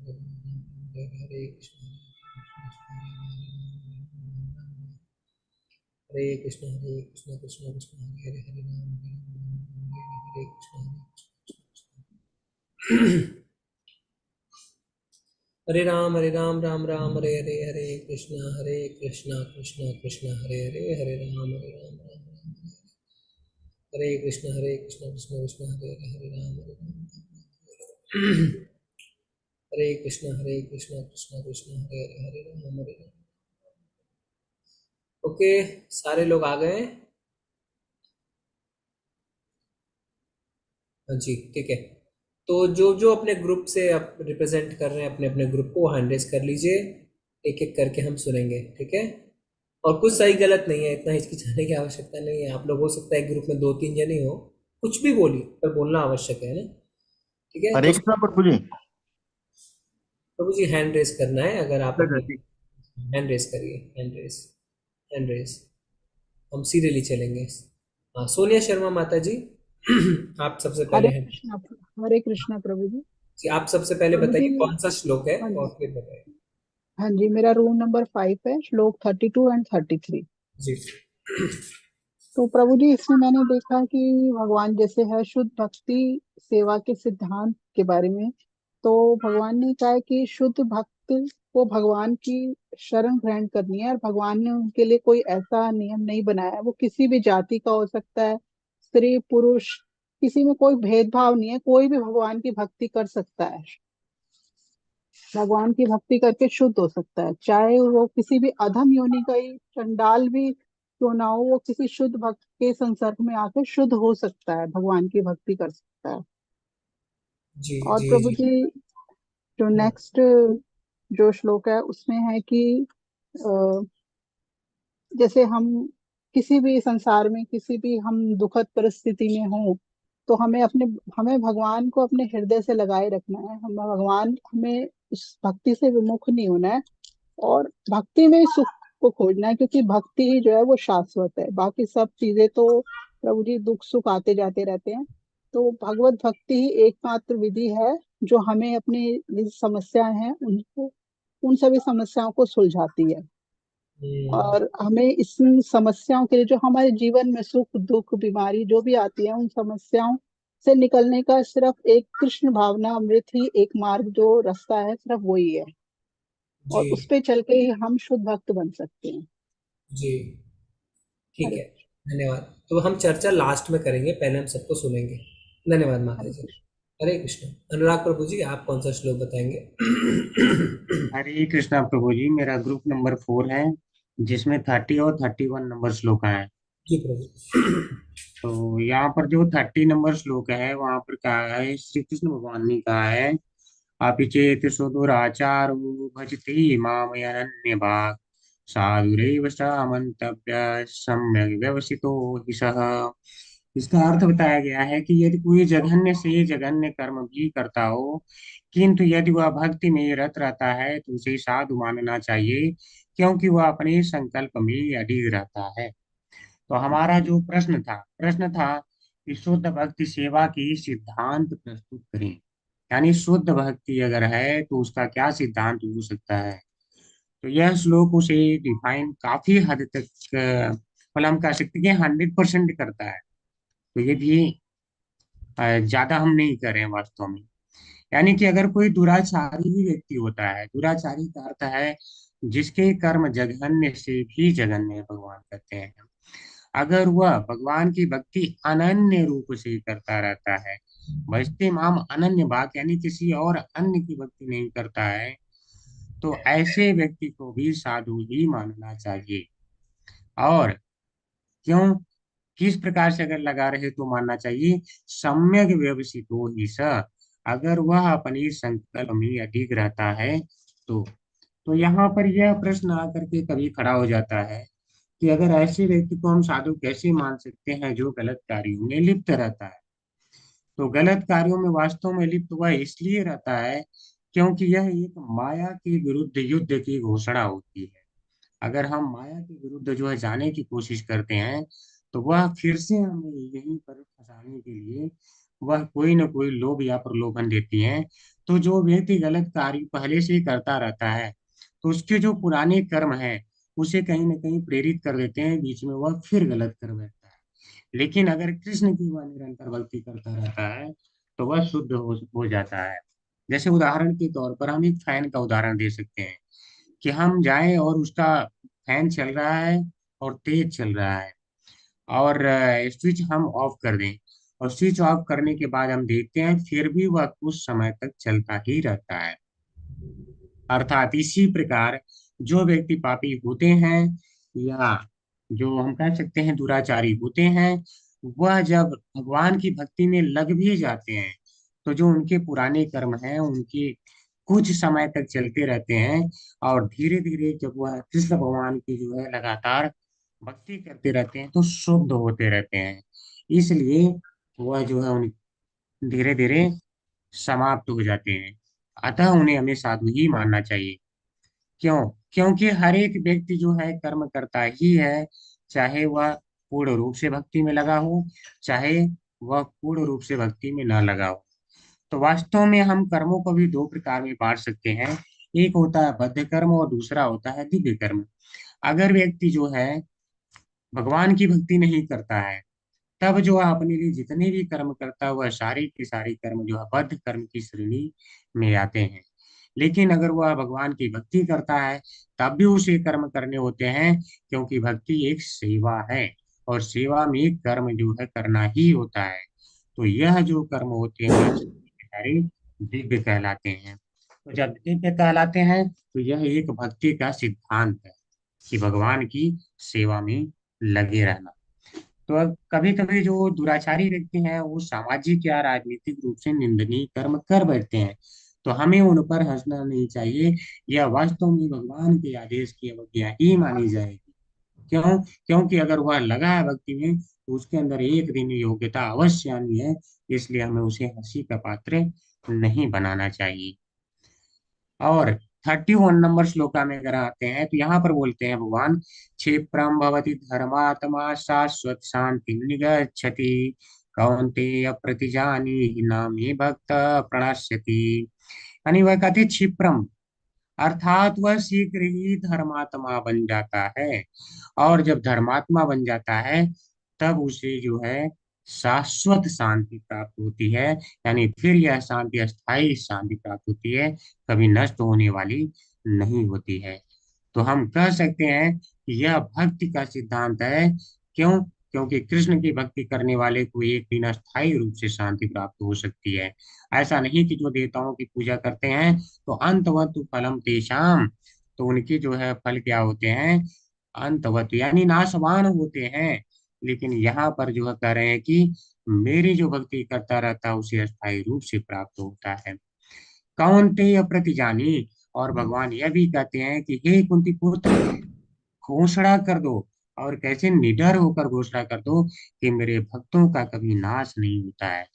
और वह किस प्रकार से है? क्यों? क्योंकि अगर जो भगवान की जो है बार बार जो है कीर्तन करता रहता है तो उससे के हृदय को भगवान स्वतः ही शुद्ध कर देते हैं, और जब हृदय शुद्ध हो जाता है तो उसका कभी भी पतन नहीं होता है। अतः हम कर सकते हैं हरे कृष्ण कृष्ण कृष्ण हरे हरे, हरे राम राम राम हरे हरे। इस मंत्र का हमें अनवरत जाप करते रहना चाहिए। यह किस हर प्रकार से हमें आकस्मिक पतन से और सभी प्रकार के कलमशों से भी बचाएगा। अतः यह जो है भक्ति का सिद्धांत है, अर्थात हरे कृष्णा महामंत्र जो है भक्ति का सिद्धांत है। हरे कृष्णा प्रभु। जी प्रभु जी, बहुत बहुत धन्यवाद। आपने बहुत ही विस्तार से उदाहरण देके समझाया। हम लास्ट में सारी हरे चीजें कृष्णा प्रभु जी, एक्सेप्ट इसमें भक्त प्रहलाद को भी कितना मारने का उपाय किया, लेकिन भगवान ने उनको कैसे बचाया। हरे कृष्ण। जी जी जी जी, धन्यवाद प्रभु। पुष्पा माता जी, हरे कृष्णा। हरे कृष्ण प्रभु जी। जी। प्रभु जी मैं रूम नंबर 1 से हूँ। इसमें हमें मिला था 22 और 26। जी 22 में बोला गया है, भगवान कह रहे हैं कि जो लोग अनन्य भाव से मेरी दिव्य दिव्य स्वरूप का ध्यान करते हैं और मेरी निरंतर पूजा करते रहते हैं, उनकी आवश्यकताएं जो होती हैं उनको मैं पूरा करता हूँ और जो जो कुछ भी उनके पास होता है उसकी रक्षा करता हूँ। तो इसमें भगवान बोल रहे हैं कि हर हर क्षण हमें भगवान जो कृष्ण भावना भावित भक्त होता है, हमें 24 घंटे भगवान का ही निरंतर चिंतन करते रहना है। चाहे वो श्रवण कीर्तन स्मरण पाद सेवनम किसी भी विधि से किया जा सके, और वो निरंतर ही भगवान को कभी नहीं भूलता। तो जो लोग भगवान की भक्ति में निरंतर रहते हैं, उनका कभी भी भगवान अहित नहीं होने देते हैं और उनके पास जो कुछ भी होता है भगवान उसकी रक्षा करते हैं। जी और नंबर 26 में बोल रहे हैं कि भगवान बोल रहे हैं कि मेरी भक्ति के लिए हमें क्या चाहिए, उनको कुछ भी नहीं चाहिए। वो कह रहे हैं कि आप किसी भी परिस्थिति में हो, आप अमीर हो गरीब हो दुख में हो सुख में हो, उनको सिर्फ उनका उनके साथ जो हम प्रेम भक्ति से उनको याद कर सकते हैं, उसके लिए उनको फल पुष्प पत्र कुछ भी अर्पित करो तो वो सदा उसको स्वीकार करते हैं। जी जी प्रभु जी। जी माता जी। और हम अपनी प्रेमा भक्ति से अगर जो भी चीज उनको अर्पित करेंगे तो उसके लिए हमें बहुत ज्यादा उन कोई अपनी तरफ से कोई मेहनत करने की भी जरूरत नहीं है, बस सिर्फ और सिर्फ निरंतर भगवान को याद करते रहना है। तो भगवान उसी में ही खुश हो जाएंगे, उसी में ही भगवान हमें स्वीकार कर लेंगे। हरे जी कृष्ण प्रभु जी जी। जी जी, धन्यवाद माता जी, धन्यवाद। संक्षेप में आपने अच्छा बताया। जी सुधा गांधी माता जी, हरे कृष्णा। हरे कृष्णा प्रभु जी, जी दंडवत प्रणाम। हमारा रूम नंबर 3 है और हमको श्लोक मिला है 29 नंबर का। जी समोहम सर्वभूतेषु न मैं द्वेषोऽस्ति न प्रियः ये भजन्ति तू माम भक्तया मयि ते तेषु चाप्यहम्। इसमें ये कह रहे हैं भगवान कि मैं ना तो किसी से द्वेष करता हूँ ना किसी के साथ पक्षपात करता हूँ। वो सभी के लिए संभाव रखते हैं, लेकिन फिर भी हम जैसा देखते हैं कि एक ही माँ के अगर 5 बच्चे हैं तो माँ का प्रेम किसी से थोड़ा ज्यादा भी होता है।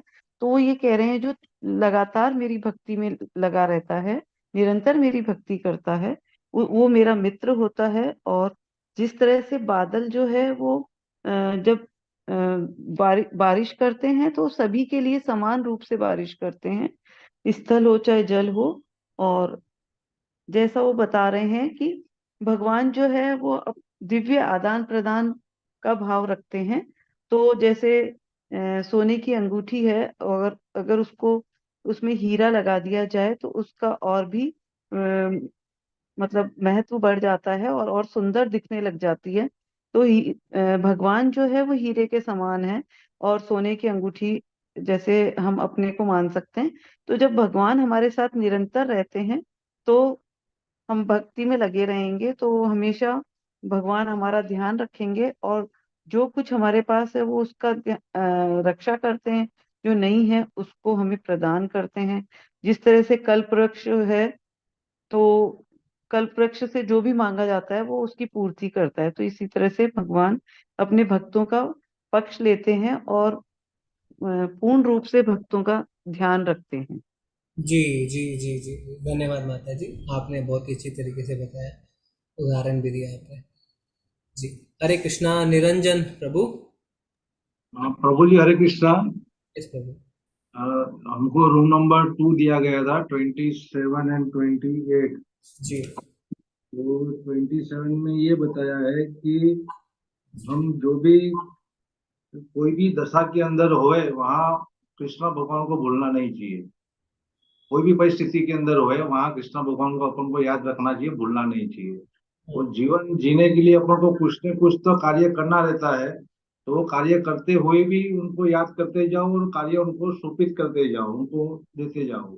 और जो भी खाना खाते हैं उसका उनको प्रसादम चढ़ाओ, फिर वही प्रसाद ग्रहण करो। जो कार्य किया है उससे जो भी इनकम हुई है उससे कृष्णा भावना मूर्त का प्रचार करने में लगाइए आप, ऐसा बताया गया है प्रभु जी। और 28वें श्लोक में ये बताया गया है कि भाई आप नित्य उनकी दास बने रहो और भगवान की सेवा करते रहो, तो आपके लिए उनके धाम हमेशा के लिए खुले रहेंगे और आप वहाँ चले जाएंगे। हरे कृष्णा प्रभु जी। जी जी जी, ठीक है, इस पे हम थोड़ी सी और चर्चा करेंगे लास्ट में। तो एक और बच गया, परवेश प्रभु हरे कृष्णा। हरे कृष्णा प्रभु जी। जी, 34वां श्लोक है।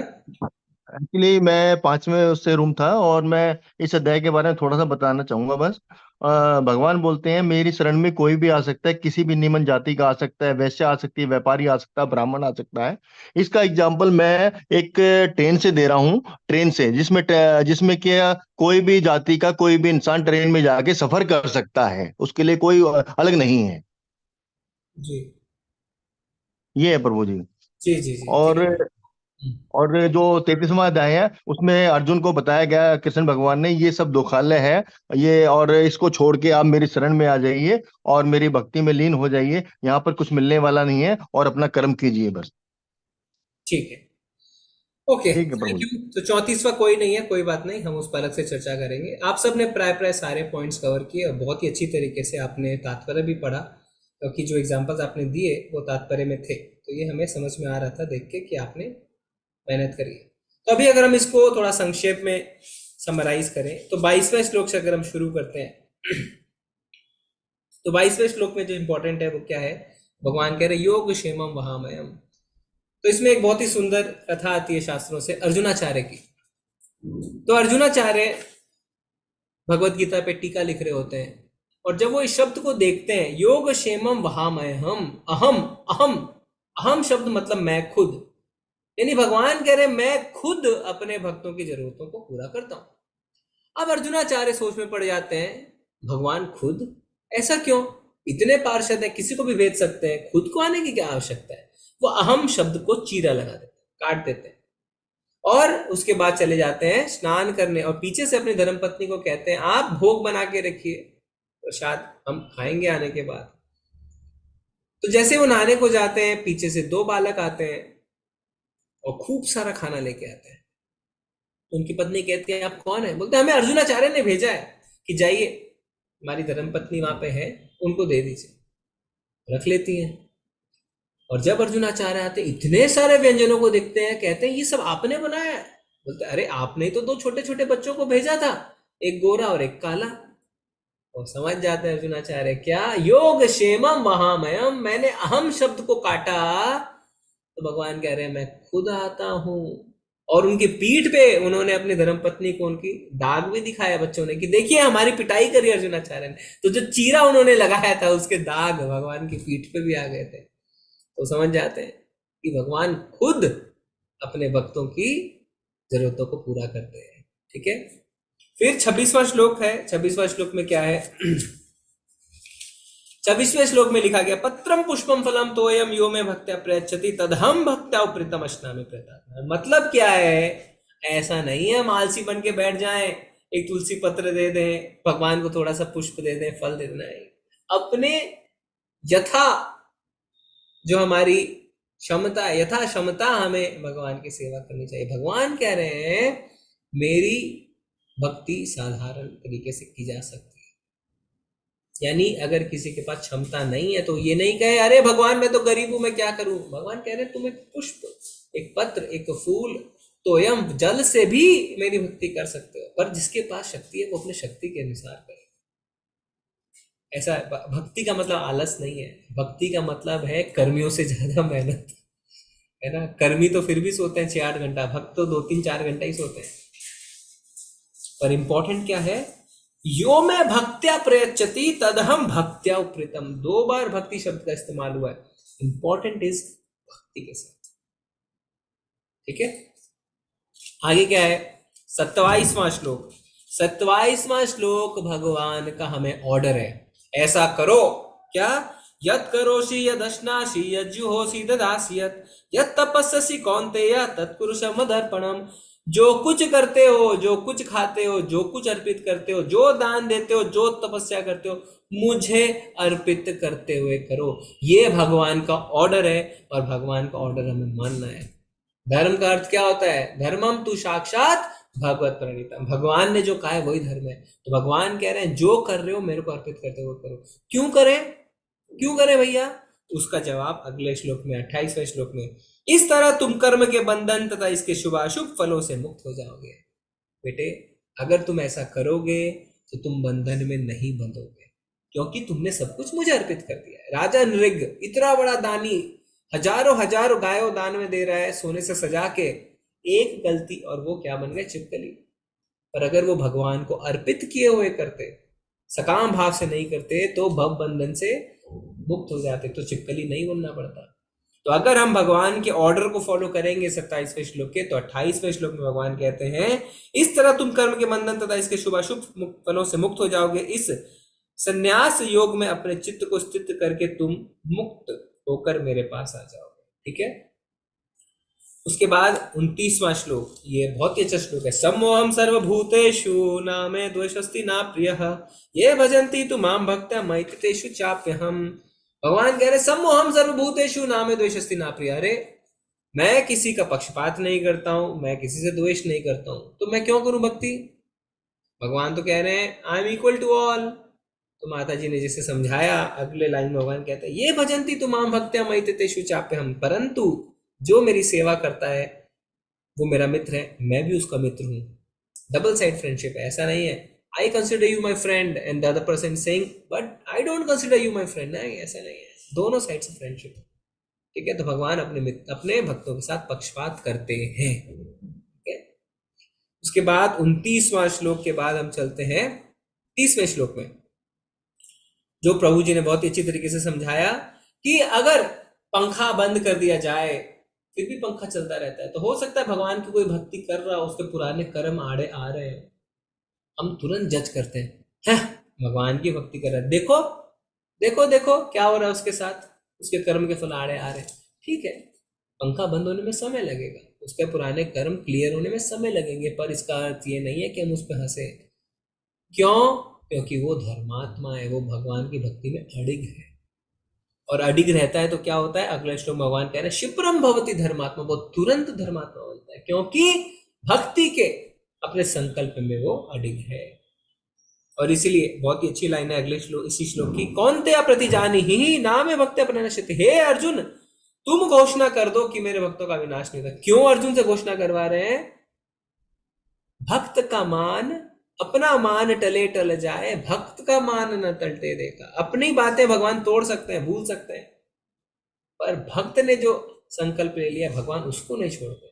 भीष्म पितामह ने कहा गंगा पुत्र भीष्म नहीं, अगर भगवान को मैंने अस्त्र शस्त्र ना उठवा दिए, पर भगवान ने खुद ने संकल्प लिया था मैं कुछ अस्त्र शस्त्र नहीं उठाऊंगा, पर अपना संकल्प तोड़ दिया, रथ का पहिया लेके भागने लगे। अर्जुन कहते हैं भगवान ये क्या कर रहे हो? तो भगवान क्या कहते हैं? भीष्म पितामह ने प्रतिज्ञा ली, उनकी प्रतिज्ञा पूरी करनी आवश्यक है।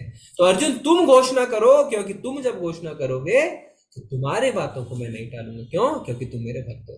ठीक है, इसीलिए हम क्या कहते हैं? भक्तों की सेवा करो। जब भक्त आपके लिए प्रार्थना करेंगे, जब भक्त आपकी सेवा से खुश हो जाते हैं, भगवान बात को नहीं टाल सकते। इसीलिए बार बार हम कहते हैं भगवान की सेवा से ऊंचा है भगवान के भक्तों की सेवा, भगवान के भक्तों का सेवा।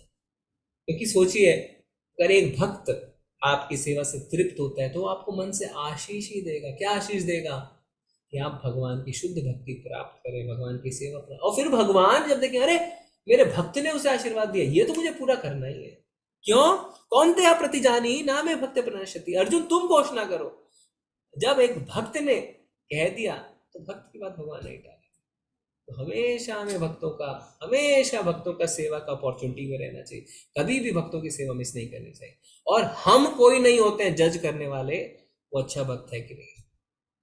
जब सेवा करने जाते हैं ना तो मन में भाव आ जाता है अरे इसकी सेवा करें, ये क्या है, ये कोई भक्त हम नहीं है। वैष्णव की क्रिया मुद्रा को हम नहीं जान सकते, कौन अंदर से कितना उन्नत है हम नहीं जान सकते। चैतन्य चरितामृत में कहते हैं एक बार जो कृष्ण का नाम ले ले वही भक्त है। कृष्ण का नाम ले रहा है, मालाएं कर रहा है, बस सेवा कर रहा है। ठीक है, फिर आते हैं हम 30वें श्लोक में, जो हमने देख लिया, सॉरी 30वें के बाद हमने 31वां भी देख लिया है, 32वां भी देख लिया। अब आते हैं 33वें श्लोक में। 32 और 33 को माता जी ने अच्छे से समझाया, और प्रभु जी ने एग्जाम्पल दिया कि कोई पात्रता नहीं है कि कौन भगवान की भक्ति कर सकता है, कोई नहीं कर सकता है, कोई भी भगवान की भक्ति कर सकता है। ठीक है। और 33वें श्लोक का जो अनुवाद का सेकंड लाइन है वो बहुत इंपॉर्टेंट है हमारे लिए। क्या? अतः इस क्षणिक दुखमय संसार में आ जाने पर, हमारी बात हो रही है, हम पूरा क्वालिफाई कर रहे हैं। क्या? इस क्षणिक दुखमय संसार में आ जाने पर, क्षणिक दुखमय संसार में हम आ गए हैं, क्या करना है? मेरी प्रेमा भक्ति में अपने आप को लगाओ। इतना क्लियर इंस्ट्रक्शन दिया है भगवान ने, कितना क्लियर इंस्ट्रक्शन है ना। कभी कभी जब हम रिफ्लेक्टिव मूड में होते हैं, हम सोचते हैं मेरे जीवन का क्या मकसद है, मेरे जीवन का क्या पर्पस है, मैं क्यों जन्मा हूं। अरे भगवान ने कह दिया है 9.33 में, अगर यहाँ पे किसी कारणवश आप आ जाओ, और हम आ गए हैं, तो क्या करना है? मेरी प्रेमा भक्ति में अपने आप को लगाओ। और कितना क्लियर इंस्ट्रक्शन के इंतजार में हम बैठे हैं भैया, और कितना क्लियरली भगवान हमें बताएंगे हमें क्या करना है, हमारे जीवन का क्या उद्देश्य होना चाहिए, है ना। वास्तव में चीजें क्लियर है, हम समझना नहीं चाहते हैं, क्योंकि हम वो सुनना चाहते हैं भगवान कहीं कह दे थोड़े से समोसे खा लो, है ना, थोड़ा सा बीच में आप गुलाब जामुन भी खा सकते हो। ये नहीं लिखा है भगवत गीता में। भगवत गीता में लिखा है मेरी भक्ति करो। ठीक है।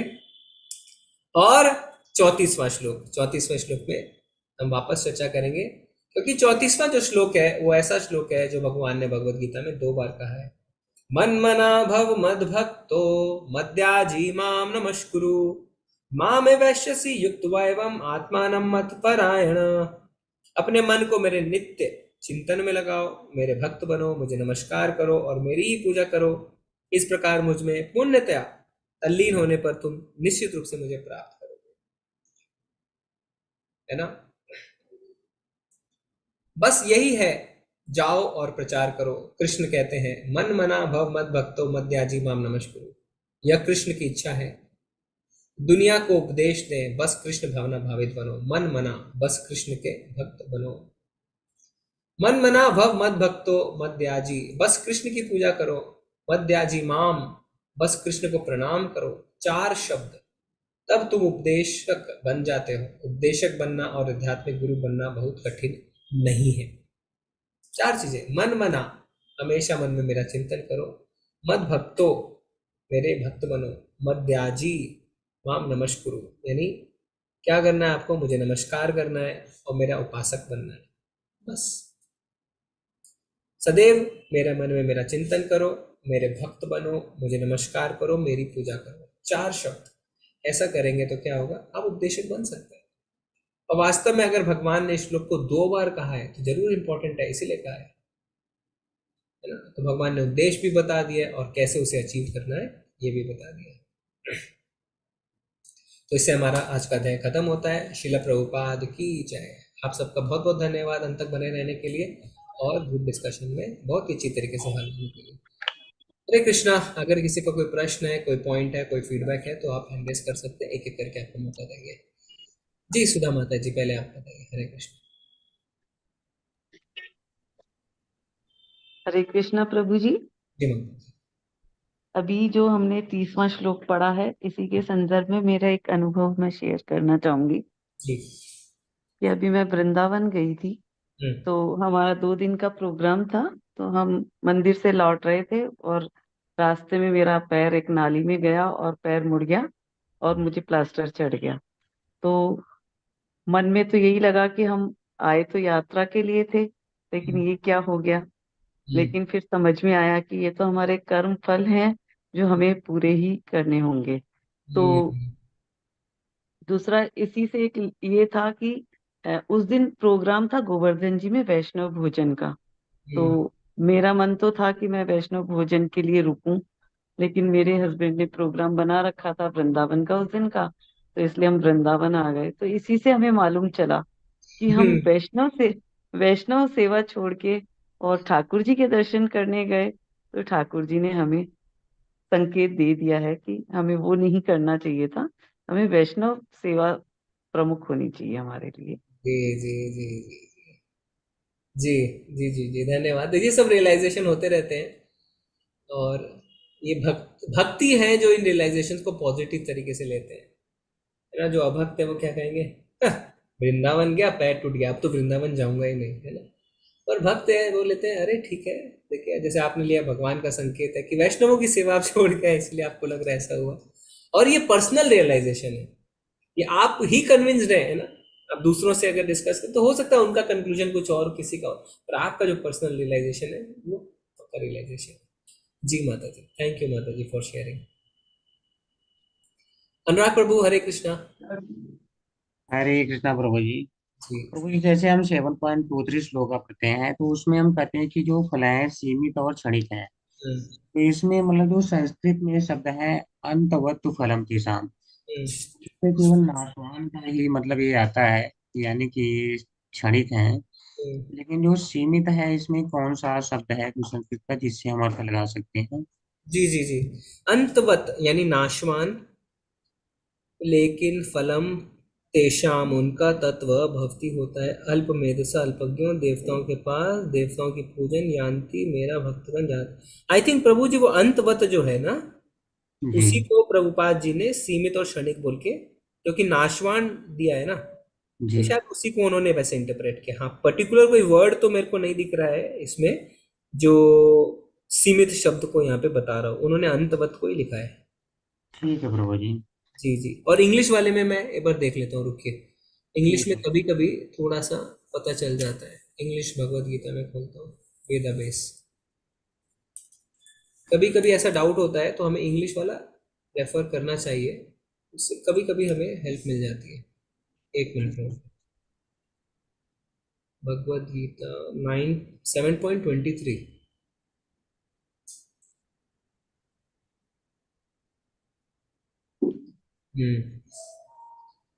तो इसमें लिखा मैंने लिमिटेड एंड टेम्पररी।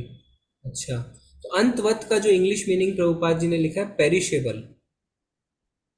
पेरिशेबल इसका पेरिशेबल, पेरिशेबल मतलब जो मतलब खत्म हो जाता है। तो शायद अगर मतलब मैं सोच रहा हूँ खत्म कौन सा होता है, खत्म वो होता है जो टेम्पररी, तो क्लियर है, जो लिमिटेड है वही खत्म होगा ना, तो इसीलिए जी शायद उन्होंने लिमिटेड एंड टेम्पररी ऐसा है ना। जी जी प्रभु जी। बट हाँ, क्लियर कोई वर्ड का अलग अलग दो वर्ड नहीं है प्रभु जी, वो आप सही कह रहे हैं। ओके, जी प्रभु जी। प्रभु जी, जो धन्यवाद। अर्जुनाचार्य जी थे, थोड़ा सा इनके बारे में और जानने की इच्छा है वास्तव में। अर्जुनाचार्य जी के बारे में मुझे और सटीक मतलब और डिटेल में नहीं पता है। ये मैंने प्रसंग सुना था किसी लेक्चर में, तो मैं जब भी इस श्लोक में मेरे को अच्छा लगता है बताना।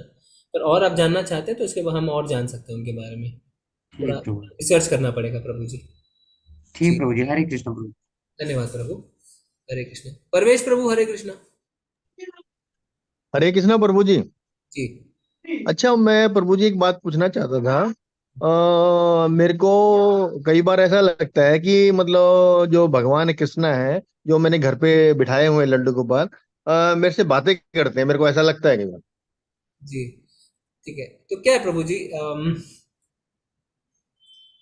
कि मतलब ये समझना चाह रहा हूँ, ये है क्या, मेरे को समझ में नहीं आया। जी जी जी जी, तो क्या है प्रभु जी, हमें जो समझना है चीजों को, इस्कॉन गौड़ीय वैष्णव संप्रदाय को फॉलो करता है, हम्म और इस्कॉन के फॉलोअर्स को बोला जाता है रूपानुगा। हम्म रूपानुगा क्यों? क्योंकि रूप गोस्वामी के पद चिन्हों हम्म पे हमारे हम्म चलने, अगर हम चल पाते हैं तो वो हमारा आदर्श है, कोशिश करें। हम्म और रूप गोस्वामी ने किताब लिखी है भक्ति रसामृत सिंधु, हम्म से इंग्लिश में कहते हैं नेक्टर ऑफ डिवोशन, यानी भक्ति का सागर, भक्ति रस अमृत सिंधु। हम्म उसमें उन्होंने भक्ति को बताया है कि भक्ति की शुरुआत होती है साधन भक्ति से, हम्म साधन भक्ति से हम पहुंचते हैं भाव भक्ति में, और हम्म भाव भक्ति से हम पहुंचते हैं प्रेमा भक्ति में। हम्म साधन भक्ति के दो हिस्से होते हैं, वैदी भक्ति और रागानुगा भक्ति। हम्म वैदी भक्ति मतलब गुरु ने, आचार्य ने कहा है सुबह 4 बजे उठो, हम उठ रहे हैं, हम्म कोई इंटरेस्ट नहीं है, कोई इंटरेस्ट नहीं है। 4:30 तक उठ के मंगल आरती करो, कोई इंटरेस्ट नहीं है। भगवान को भोग लगा के प्रसादम खाओ, कोई इंटरेस्ट नहीं है। हम्म श्रीमद् भागवतम का पाठ करो, भगवत गीता का पाठ करो, कोई इंटरेस्ट नहीं है, बस कर रहे हैं कर रहे हैं कर रहे हैं कर रहे हैं कर रहे हैं कर रहे हैं। वैदी यानी गुरु ने बताया है ऐसे करना है तो हम कर रहे हैं। अभी जो हम सबका हाल है वो यही है, हम वैदिक भक्ति में वास्तव में कोई इंटरेस्ट नहीं है। इस स्थिति में जब हमारे भगवान के नियम कानून को बिना किसी अनुराग के हम फॉलो कर रहे हैं, उसमें हमें क्लियर रहना चाहिए कि हमारा मन, हमारा माइंड हमारे साथ खेल सकता है। तो जो हमें लगता है कि जैसे अभी आपने बताया, या किसी और को लगता है कुछ ऐसा, वृंदावन में जाएंगे, कुछ सहजिया लोग होते हैं, कृष्ण को अपने साथ लेके घूमते हैं, बोलते हैं मेरे पति हैं, हमने इनसे शादी कर ली है और हम तो पुरुष हैं, गोपियों ड्रेस पहन के घूमते रहते हैं। ये भक्ति में बहुत बड़े बाधक है प्रभु, ये हमारे आचार्य बताते हैं, क्योंकि हमारी वो स्थिति नहीं है। हम भक्ति को इतना चीप नहीं बना सकते हैं। प्रभुपाद जी कहते थे, एक बार उनके शिष्य ने लिखा कि प्रभुपाद वृंदावन में आ जाते हैं, वो एक हैं सहजिया, बहुत परेशान करते हैं। प्रभुपाद जी ने शुरू में कहा ठीक है, बाद में जब इतनी दिक्कतें बढ़ गई उन्हें डंडा मारो। जब डंडा मार के भगाने लगे तो गालियां देने लगे, तो उनकी सच्चाई सामने आ गई। अरे आप तो कहते हो कि आप भगवान से बात करते हो, आप तो भगवान के गोपी हो, आप गालियां दे रहे हो, ऐसी सी बातें कर रहे हो, तो उनकी सच्चाई सामने आ गई। तो हमें बहुत बच के रहना है कि हमारा दिमाग जो है वो हमारे साथ धोखा कर सकता है। इसीलिए कहा जाता है कि किस पे रिलाई करें, गुरु साधु शास्त्र, इन तीन को ही अपने जीवन का डिसीजन लेने का भार सौंप देना है। कोई भी चीज का क्या करना है, गुरु साधु शास्त्र, ये चीज हो रही है गुरु साधु शास्त्र, ठीक है। तो बहुत बच के रहना है, क्योंकि हो सकता है हमारा दिमाग हमसे खेल रहा हो। अभी हम वैदिक भक्ति भी ठीक से नहीं कर पा रहे, बाकी तो प्रेमा भक्ति तो बात की बात है प्रभु जी, ठीक है जी प्रभु जी। हरे कृष्ण प्रभु, हरे कृष्ण। पंकज प्रभु हरे कृष्ण। हरे कृष्ण प्रभु जी।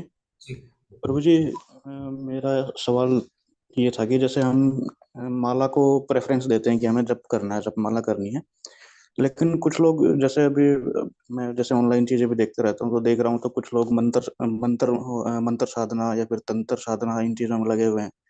कुछ ध्यान के थ्रू जुड़ने की कोशिश करते हैं, कुछ योग के थ्रू जुड़ने की कोशिश करते हैं भगवान से। तो मूल कारण क्या है कि क्यों भगवान ऐसा चाहते हैं कि हम उनका नाम भजें, या फिर मेन चीज क्या है? अगर भगवान को समझना है तो किस जी रास्ते? तो क्या हुआ प्रभु, श्रीमद् भागवतम में जो प्रश्न आप पूछ रहे हैं ना, सेम प्रश्न शौनक आदि ऋषि ने सुध गोस्वामी से पूछा कि कलयुग के लोग इतने पतित, अल्प बुद्धि, अल्प आयु, आलसी, झगड़ालू, इनकी मुक्ति कैसे होगी? ध्यान सतयुग के लोग करते थे, आयु 1,00,000 वर्ष की थी, बैठ जाते थे, शरीर में दीमक लग गए हैं, बैठे हुए हैं। हम नहीं कर सकते। बाकी आपने ध्यान के बाद योग का, आई थिंक योग से आपका ध्यान ही का था। हम ध्यान से भगवान को प्राप्त नहीं कर सकते हैं, इम्पॉसिबल। अर्जुन भी कहते हैं क्या कि भगवान मन इतना चंचलम ही मना कृष्ण परमाति बलवदृढ़म, मन इतना चंचल है, मैं कैसे इसको वश में करूं? भगवान क्या कहते हैं, निसंदेह मन चंचल है, भगवान एक्नॉलेज करते हैं। तो कलयुग में जो संस्तुति की गई है वो क्या क्या है, हरे नाम एव केवलम, कलो नास्तवे नास्तवे नास्तवे गतिरन्यथा। यानी कली में अगर कोई उपाय है तो श्रीमद् भागवतम में हमने बताया, तो वो क्या है, भगवान का नाम जप। इतना आसान कर दिया है। जब श्रीमद् भागवतम में हम पढ़ते हैं, ऋषि मुनि ने पूछा क्या होगा कलयुग के लोगों का, तो कहते हैं हरि का नाम लेने से ही कल्याण। बोलते हैं हाँ, हरि का नाम लेने से कल्याण। तो कारण यही है कि हम जिस युग में हैं प्रभु जी, उस युग का एक ही फॉर्मूला है, एक ही दवाई है, हरे नाम एव केवलम, बस, और कोई उपाय नहीं। चैतन्य चरितामृत भी कहता है, इसीलिए जो लोग भगवान के संकीर्तन में भाग बनेंगे वो बुद्धिमान है, क्योंकि बाकी हम कुछ कर ही नहीं सकते। हमारी पात्रता ही नहीं है प्रभु जी करने की, नाम भी हम ठीक से नहीं ले पा रहे। करेक्ट। तो जितना इस युग को खराब बताया गया है, उतना ही फॉर्मूला को इजी कर दिया गया। इसीलिए कई बड़े बड़े साधु संत जो हैं वो कलयुग में आना चाहते हैं, क्योंकि भगवान को वो बड़े आसानी से प्राप्त कर सकते हैं।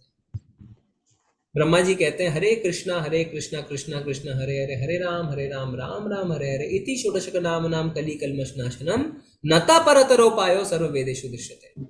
कि ये हरे कृष्णा कृष्णा कृष्णा हरे हरे, हरे राम राम राम हरे हरे, ये जो 16 शब्द का मंत्र है, नता परतरो पायो सर्व वेदेषु विशते, ये 16 शब्द का जो मंत्र है, यही कली के कलमश को नाश करेगा। इति षोडश नाम कली कलमश नाशनम नता परतरो पायो सर्व वेदेषु विशते। मैंने सारे वेद छान मारे और मुझे कोई उपाय नहीं मिला। तो ये ब्रह्मा जी कह रहे हैं, ठीक है। तो ये शास्त्रों का बताया हुआ विधि है प्रभु। इसीलिए हम अगर कलयुग में भगवान को प्राप्त करना चाहते हैं तो एक ही विधि है, भगवान के नाम का जप, ठीक है। प्रभु जी एक सवाल और था, जैसे कि हम अभी सब अपने कर्मों को भोग रहे हैं बेसिकली, तो जो हमारा पहला जन्म हुआ तो उसका क्या कारण रहा होगा? Very nice question. तो इसका जवाब किसी के पास नहीं है प्रभु, क्योंकि शास्त्र बताते हैं कि 2 तरीके की आत्माएं हैं, नित्य बद्ध और नित्य सिद्ध। नित्य सिद्ध आत्माएं जो इस पूरे ब्रह्मांड, पूरा ब्रह्मांड मतलब हमारा ही नहीं, सारे जितने ब्रह्मांड है उसके 3/4 आकाश में रहते हैं, नित्य सिद्ध आत्माएं। तो सोचिए हम कितने गए गुजरे कि बाकी 1/4 में हम हैं, और बाकी 1/4 में रहते हैं नित्य बद्ध। नित्य सिद्ध जो है उन्होंने शुरू से भगवान की सेवा करी, तो वो हमेशा आध्यात्मिक आकाश में, उन्हें भौतिक आकाश को देखने की आवश्यकता नहीं है। हम जो भौतिक आकाश में हैं, उन्होंने क्या किया, भगवान से विद्रोह किया। हम खुद भोग करना चाहते थे। हम कहते हैं भगवान आप तो इतना ऐश्वर्यवान है, आप खुद कहते हैं परम भोक्ता मैं हूँ, भोक्ता नाम यज्ञ तपसाम, हम भी थोड़ा भोग लें। भगवान कहते हैं तथास्तु, no problem, you go and enjoy. But अगर आप एक पुरुष को बोलेंगे साड़ी पहन के ऑफिस जाओ, वो पहन के तो आ जाएगा साड़ी ऑफिस में, कंफर्टेबल नहीं है, because he is not meant to wear sari, वो साड़ी पहनने के लिए बना नहीं है। इसी तरीके से हम जीवात्मा भोग करने के लिए बने ही नहीं है, बने ही नहीं है। एक साइकिल को आप बोलेंगे 200 की स्पीड में चलो, तो वो चल नहीं पाएगी ना, क्योंकि बना ही नहीं है। हमारा नित्य स्वभाव क्या है, जीवेर स्वरूप कृष्ण नित्य दास। हम जब किसी की सेवा करते हैं तब हमें प्रसन्नता आती है। हम जब भोग करते हैं वास्तव में हम प्रसन्न होते नहीं है, पर हम भोग करने की इच्छा जाहिर करते हैं। इसीलिए क्या होता है, इसीलिए हम दुख में घिर जाते हैं। अब हम क्यों आए पहला, ये कोई नहीं जानता। ये मैंने भी 2-3 सीनियर डिवोटी से पूछने की कोशिश करी कि क्यों हुआ ऐसा, तो वो कहते हैं वो तो भगवत धाम जाके हम भगवान से पूछेंगे। ये उनका जवाब था। तो मैं ये जवाब आपको मैं दे भी नहीं सकता, क्योंकि भगवत धाम जाने की पात्रता भी नहीं है हमारी। तो हाँ, पर सीनियर डिवोटीज ऐसा कहते हैं कि भगवत धाम अगर गए तो भगवान से पूछेंगे कि भगवान शुरू में ऐसा क्या हुआ कि हम नित्यबद्ध हो गए। पर नित्यबद्ध हुए ये पता है, क्यों हुए ये नहीं पता। ये कोई शास्त्र में कहीं नहीं लिखा हुआ। प्रभुपाद जी ने तात्पर्य में भी क्लियरली लिखा है कि इसका जवाब नहीं है।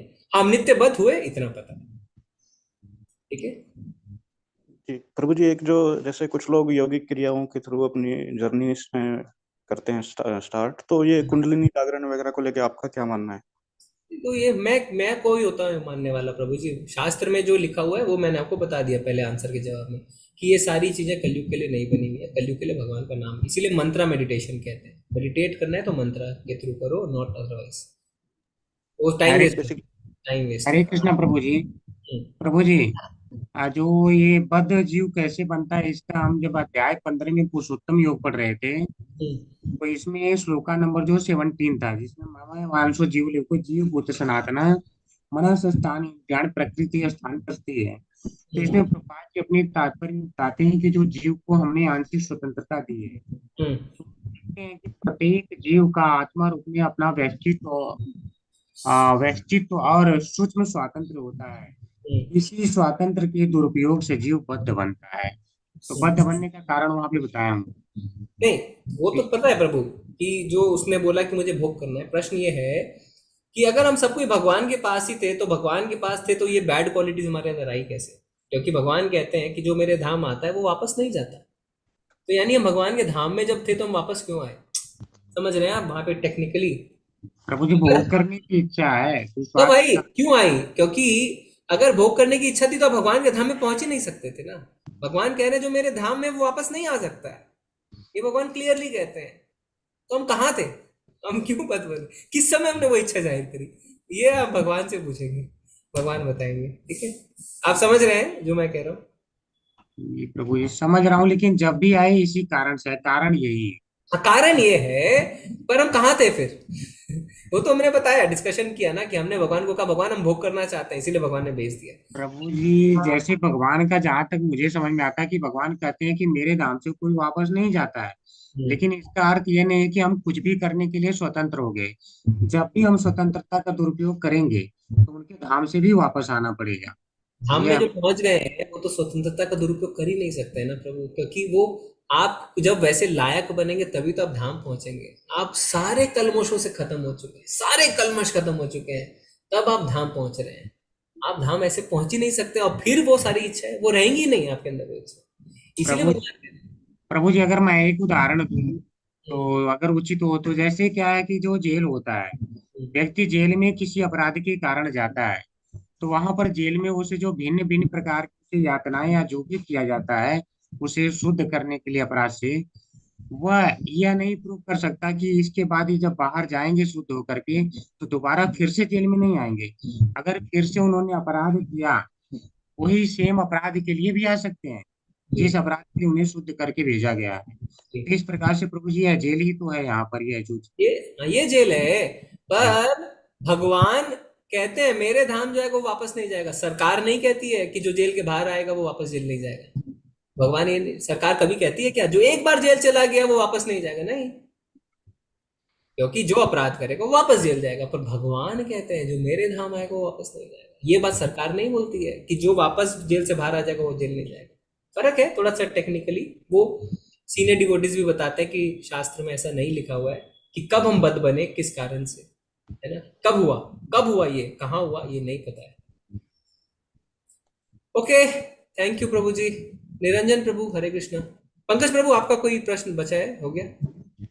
जी प्रभु जी, मेरा एक ये था प्रभु जी, जैसे कुंडलिनी जागरण को लेके मैं पूछ रहा था आपसे, तो उसमें अनुभव और भक्ति में अनुभव, उसमें कुछ डिफरेंस है या फिर उसको क्योंकि ज्यादा ही कुछ महत्व दिया जाता है, मैं ऑनलाइन चीजें। कुछ नहीं प्रभु जी, वो फिजिकल एक्सरसाइज है प्राणायाम तक, और उसके बाद कुछ सिद्धियां प्राप्त कर सकते हैं। हवा में उड़ जाएंगे, पानी में चल लेंगे। प्रभुपाद से एक बार भक्त कहते हैं अरे वो बाबा जी हवा में उड़ रहे हैं, वो भगवान है। बोले सारे पक्षी भी तो हवा में उड़ते हैं, वो भी भगवान हो गए क्या? कुछ सिद्धियां प्राप्त कर सकते हैं। अफगानिस्तान से अनार तोड़ के ला सकते हैं, है ना? यहाँ बैठे बैठे अहमदाबाद में इंडिया ऑस्ट्रेलिया का मैच देख सकते हैं।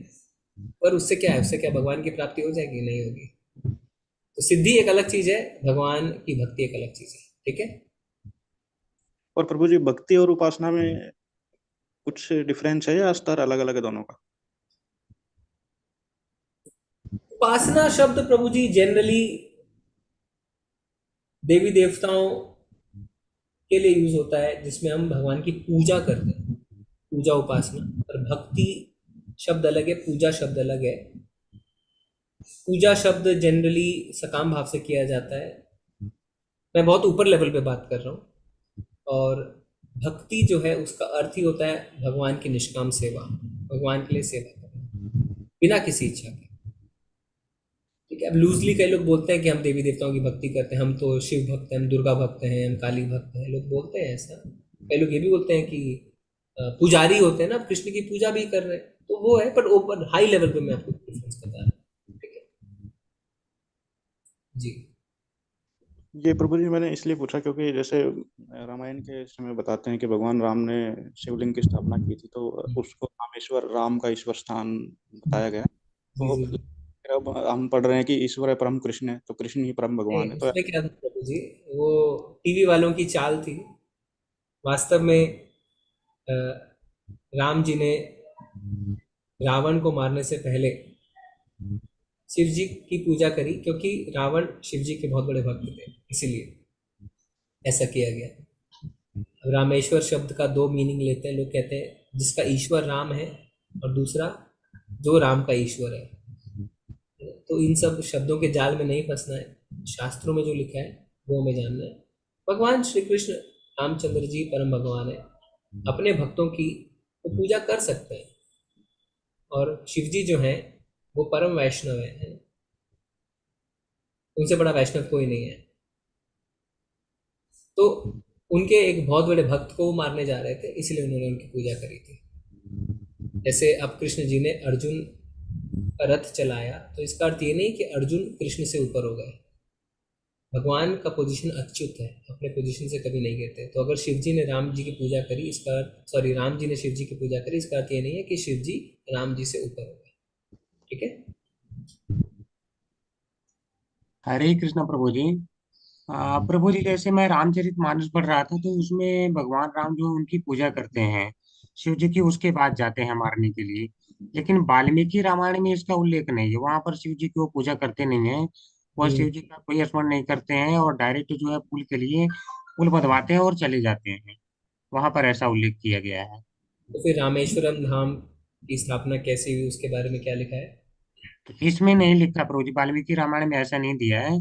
उसमें जो है शुरुआत में ही है, जब पुल पार करने से पहले ही वहां पे स्थापित करते हैं, जी जी वहां जी पे ऐसा रहता है। इसमें ऐसा नहीं दिया है, यहाँ पुल इनको किसी का दिखाया है कि स्मरण करने की आवश्यकता नहीं है। जी जी जी जी। ठीक है, फिर भी मानते हुए कि चलो जो रामेश्वरम धाम की स्थापना क्यों हुई उसका ये रीजनिंग है। ठीक है जी।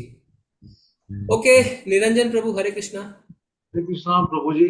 ये अपन हरे कृष्णा महामंत्र जाप करने से 10 अपराध हो सकते हैं, परंतु पंच तत्व मंत्र करने से उससे बचा जा सकता है। वो थोड़ा डिटेल में समझाएंगे प्रभु जी?